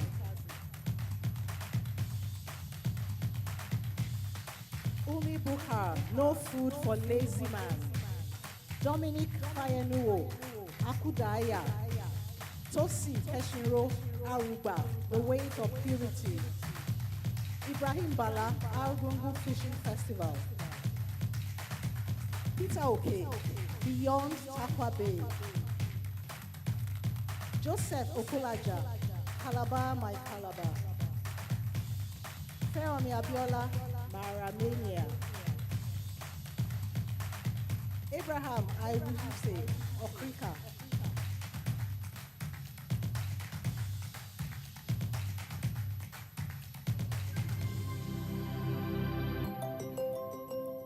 So if you didn't catch it, the titles of the documentary, I'll just go again in no particular order. So it's Maitazi by Blessing Bulus, Women of Salt, The Resilience of Ebonyi's Women by Jessica Chinyere, No Food for Lazy Man by Umi Bukhar, Akudaya by Dominic Fayenuwo, Aruba, The Weight of Purity by Tosin Keshinro, Argungu Fishing Festival by Ibrahim Khalil Bala, Beyond Takwa Bay by Peter Ogenetega. Calabar, My Calabar by Joseph Okulaja. Maramania by Feromi Abiola. Okrika by Abraham Ayodele Iwuse. Far From Home by Aimalohi Ojiamiron. There's going to be a watch party, which will be announced subsequently for us to have an interaction with all these documentaries. So with this, I say thank you all for being part of this celebration and for giving these remarkable works for the long list of the Nigerian Prize for Literature, your time and attention. Thank you very much and have a good evening. Thank you very much, Anne-Marie Palma Ekuku. I'm always looking for my paper. Anne-Marie is the manager, corporate communication and public affairs. Thank you very much. Now, we want to take the wrap. We want the chairman of Cora, Chief Kayode Aderinokun, who is currently in London, to give us the final remark for this evening. I hope they can get him to get there. Please note that we're still going to have one more round of group photographs. Okay, we should have come now, but then we took it earlier. Okay, Chief Kayode Aderinokun is there. That's the chairman of Cora. Please, if you love Cora, please clap for him. It's been on stage since 12 noon. Sorry that we broke into your summer vacation. Good evening. Good evening, sir. You can go ahead. Okay. Good evening, distinguished ladies and gentlemen. Again, I come with my messages. The message is usually that of gratitude and congratulations for another special event. We will say congratulations to all the long-listed poets and writers, because like I always say, writing is a solitary engagement and it's tedious. So what comes out ultimately is a result of hard work, special thinking, and interrogation. Then I have to congratulate Nigeria LNG again for their consistency. I always say one thing that, it's a special company that devotes so much time, resources, and energy to encouraging people to write and rewarding those who are selected. So I say thank you again to the Nigerian LNG, the wonderful ladies and gentlemen who are there. They put in a lot of work behind the scene that we don't even get to see. And of course, the board of this endeavor, headed by Professor Akachi Ezigbo, who again is very constant and dedicated. Then I want to again publicly acknowledge the efforts of CORA, that's the Committee for Relevant Arts, for the management of this whole endeavor, year in, year out. And that again is part of my gratitude. Then we have to always tell people who leave everything else they are doing to participate in this kind of exercise. They must be special people. It takes a special person to leave all the other engagements in life and say they want to encourage literature, they want to encourage writing and creative arts. So I say thank you. And I'm happy that things are going on very well. Even though I'm far away, I tried to catch a flight. I could not get a flight to come to Lagos, but it's all well and good. Thank you very much. I'm sure my 1 minute is up. So thank you very much. God bless. Thank you very much, sir. 1 minute, 1 second. So you pay for the 1 second. I need to collect that remaining from London. So thank you very much, everyone. Please, just to speak in Mr. Akyonsho's voice, the next time you are going to be seeing Kora in action, Labaf, you are all welcome, please. Please join us. This is the longest running, 27 years of running the festival. Even if you don't climb for us, you know that. Now, for the last ritual, are you ready? Last ritual, Elkanah, please. Elkanah is off. Nigerian. Good evening, everyone. And thank you for spending your Sunday here with us. So German said Labaf is 2027, you said? Yes. But I want to also boast about the Kora, the Nigeria Prize for Literature book party, which is 18 years now. 18 years, please, a round of applause. A round of applause. Yeah. It's been a long time coming, and we're still here. We're grateful that you all heeded our call to come here. The hall is full. We appreciate your presence. Well, the closing remark has been given and a wrap-up as well, but we would like, to share the spotlight with the authors of the long list of 11. We'll start with photographs. Okay, so we'll just do this very quickly, and then you can all swarm around them and take your selfies, okay? All right? Let's please, don't go without the selfies. Let's take a lot of selfies with them. So first of all, I will have to invite again the 4 authors in the long list of 11 back to the stage. Please, a round of applause to them. A round of applause as they mount the stage. So I have one person. Someone is missing. Yes, Ayo. Where's Ayo? Ayo, please, somebody call Ayo to join them. I also invite the General Manager, External Relations and Sustainable Development at NLNG. Please, ma, Dr. Sophia Hosford, please come up the stage. Manager, Corporate Communications and Public Affairs, Anne-Marie Pamaikoku. Also the Manager, Nigerian Content Development, Dagogo Buhari. Please come up the stage, join the VIPs, the guys in the spotlight. Where is Ayo, please? Somebody should look out for him. I also invite Mr. Tony.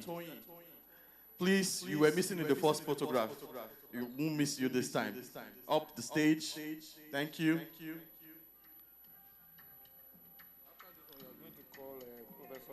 That's what Anmari was just telling Professor. All right. So let's quickly take this. First one. All right. Okay, good. This way, just a little bit this way. Thank you.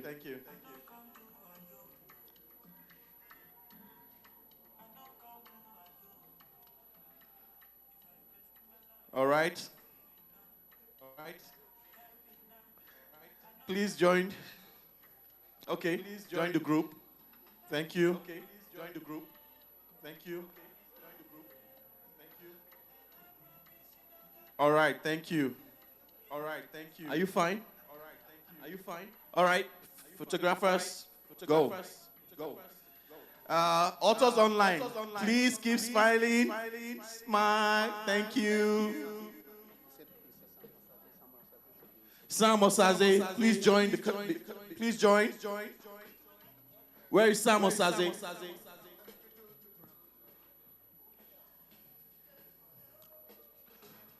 Kora board members, please come up to join.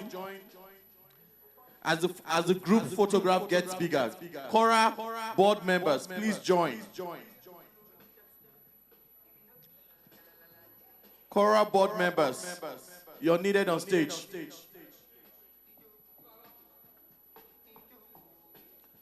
Quickly, please.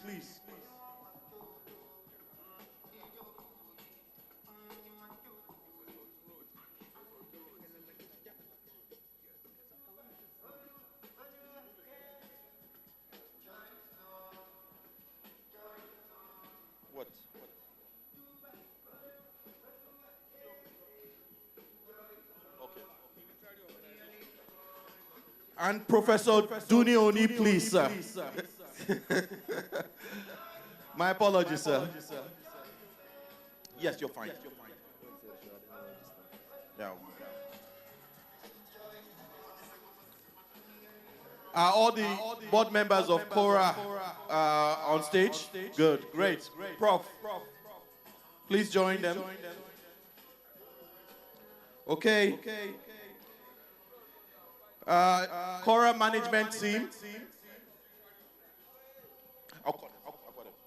Cora management team, please join the photograph. And when you join, they take pictures, please leave. I have other people to call to the stage as well. Quickly, let's do this very quickly. Nobody's joining?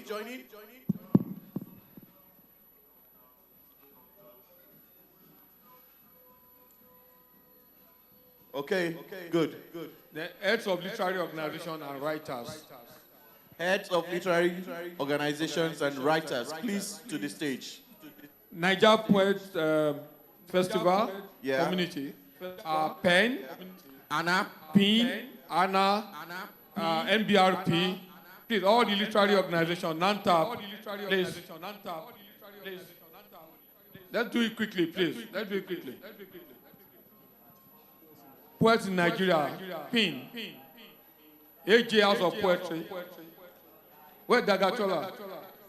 Okay, we still have some coming from the other end.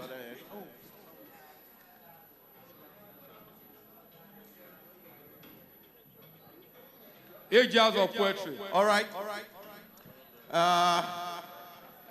For those that are taller, please, can you just to the back so that we can make the group smaller, tighter. Make the group smaller, tighter.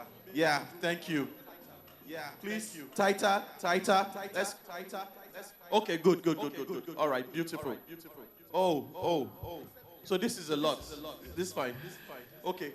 Loud Now thoughts. this way. Can we come down? Yeah, beautiful.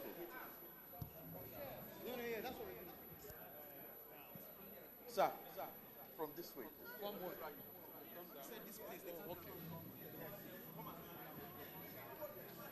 Okay, the line is too long, so maybe heads of literary organization, you can join us down here. Heads of literary organization, please, let's be here because it's your show. Sorry, you are not people of ground floor. Thank you. Heads of literary organizations. Come closer, come down closer. there. Yeah, because of this. Good. Because they say it's too long. Is it Beautiful. okay now, Judge? Yes. Okay. Yeah, of course. Great. All right. Photographers, please go ahead.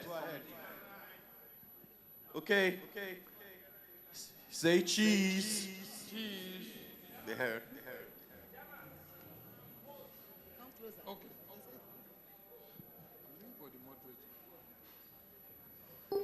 Is the moderator still in the room? The moderator should join. Is she there on stage? Juliet, she joined the writers. Okay. So you're done. All right. So, past judges of the Nigeria Prize for Literature, please, can you join? Can you join them?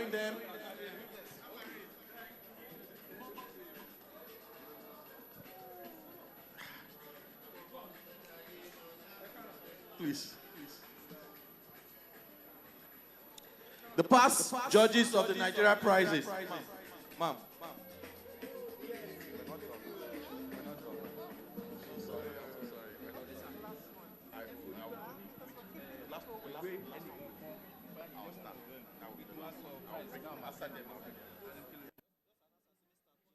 All right. Please. Organizing team from NLNG, please, all of you should come out and take a photo. All of you should come out and take a photo. NLNG team, out, please, now. Please, can we come out? Please, can we come out? Quickly. Quickly.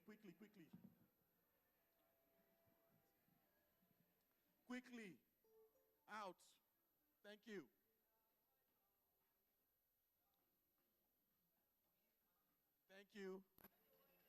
Thank you. All right. That's fine. That's fine. Doc, just one more. Just one more. No, that's fine. That's fine. Yeah. Yes. Yes. Doc one. LNG staff, please. Can you join them on the stage? You have done so much today.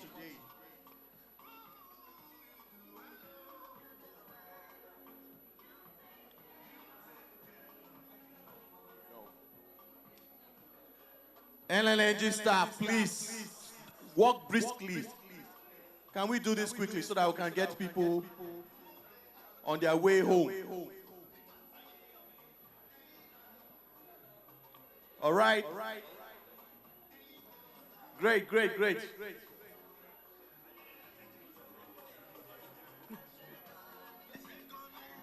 All right, I'll be joining them very quickly. So next is, the last one is Cora team. The Cora team, please come out. Please, all those who work with Cora on this program, at the fair, everybody, quick. Even the poet, please. Please walk fast. We are losing time. Just wait. When LNG come down, then they go.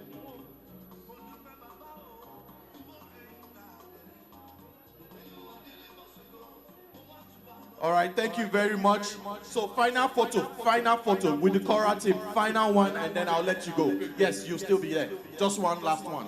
One last one, and then you will go. All the Cora volunteers in the house, please, they can line up here. Cora volunteers, if you are in the room, please come here. These are the young men and women who came through for Cora. Please, thank you. Cora volunteers. No, you come down here. Unless you are in the team. You are in the team, go up. Those who are not in the team. Cora volunteers, where are you?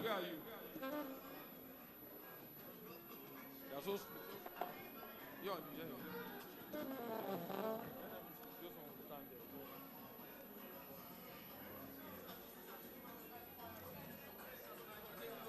Can you come down quickly? Come down from here. Come here.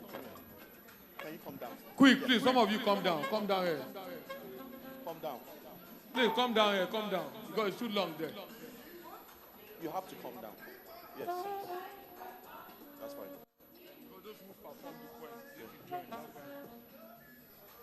All right. Okay. All right, final photo. Photographers, please make this quick.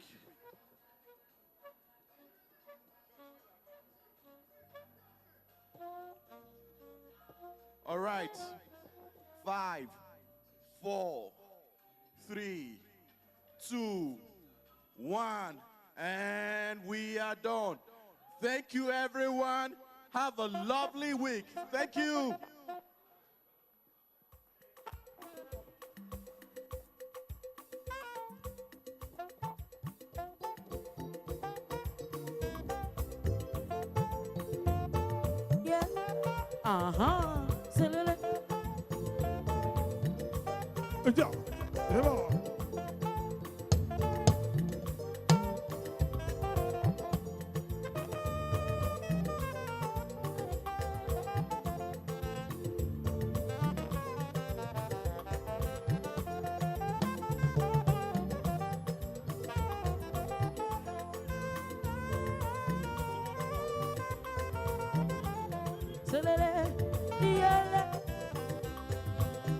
Yabombi sa jawale, yabombi sa jawale, yabombi sa jawale, yabombi sa jawale, yabombi sa jawale, yabombi sa jawale, yabombi sa jawale, yabombi sa jawale, yabombi sa jawale, yabombi sa bisa bisa, yabombi sa jawale. Yabo bisa bisa wale. Yabo bisa wale. Tolani. Yabo bisa bisa wale. Yabo bisa wale. Yabo bisa bisa wale. Yabo bisa wale. If you fight and run away, Rabbi, are you go right again?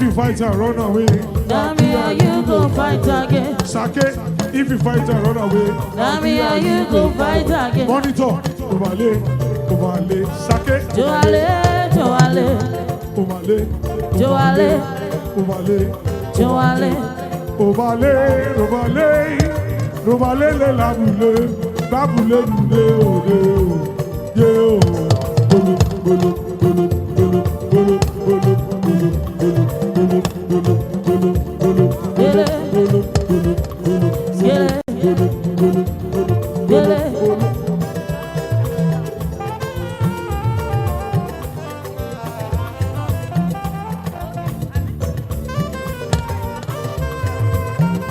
Sake.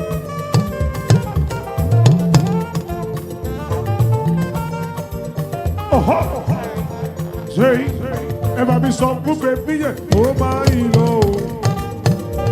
Oh, this so we pay. Ever be some good baby? Oh my lord. Oh my lord. Oh, this so we pay.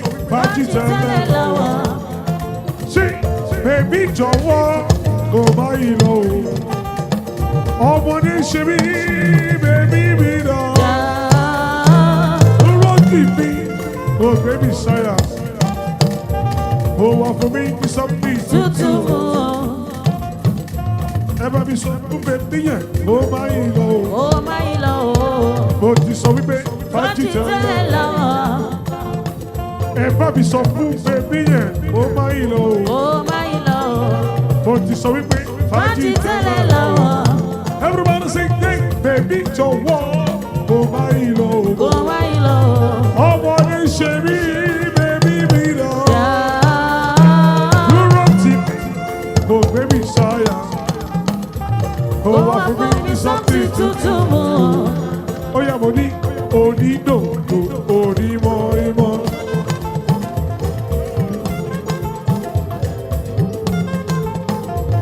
To the right, to the left, to the right, to the left. Shake your waist, shake your waist, shake your waist, shake your waist. Oh yeah, shake up, roll up, roll up, roll up, shake up, roll up, roll up, shake up, roll up, roll up, shake up. Hey, oh dido, oh di boy, oh dido, oh di boy. Ìgbà tí ó ta ló gbé dákàlẹ̀.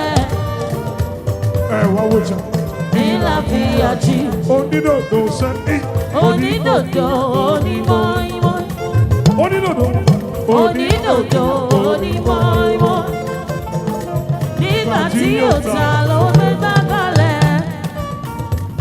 Ẹ̀wà wòjà nílà fi àjí. Ẹ̀wà wòjà nílà fi. Ẹ̀wà wòjà nílà fi àjí. Ẹ̀wà wòjà nílà fi. Ẹ̀wà wòjà nílà fi àjí. Wọ́n tóbi gbóná lé mi lórí. Ẹ̀wà wòjà nílà fi àjí. Wọ́n tó gbogbo sí mi lọ́rùn. Ẹ̀wà wòjà nílà fi àjí. Ayáyáyáyá. Ẹ̀wà wòjà nílà fi àjí. Eyeyeyeye. Ẹ̀wà wòjà nílà fi àjí.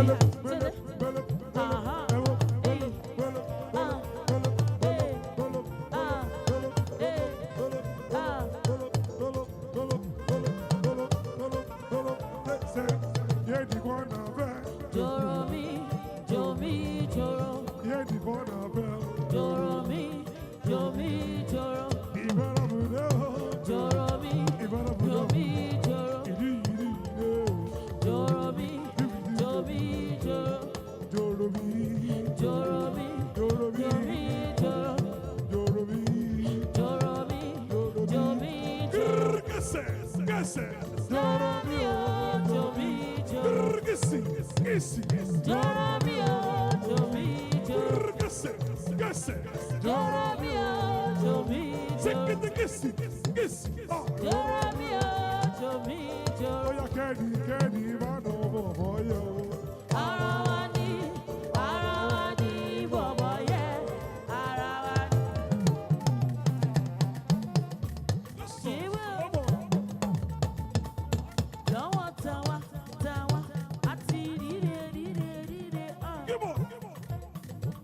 Shake it up, love it up, love it up, love it up. Candy, man, no baby.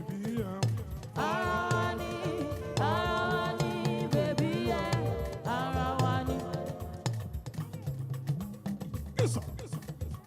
Come on. Ijó ẹ̀dá. Yeah. Yeah. Kẹ́ni máa nà bèbí yẹn o. Arani, baby, yeah. Arani. Ó yá sílò.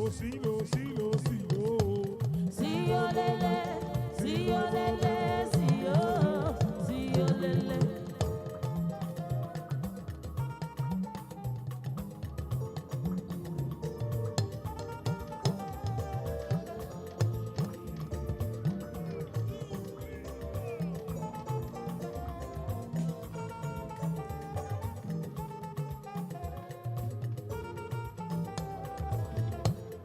Sọmọrí àdúgbò yìí ẹ jáde wá o. Ẹ jáde wá o. Kí wọ́n gbọ́rọ̀ sí àwa o. Sọmọrí àdúgbò yìí.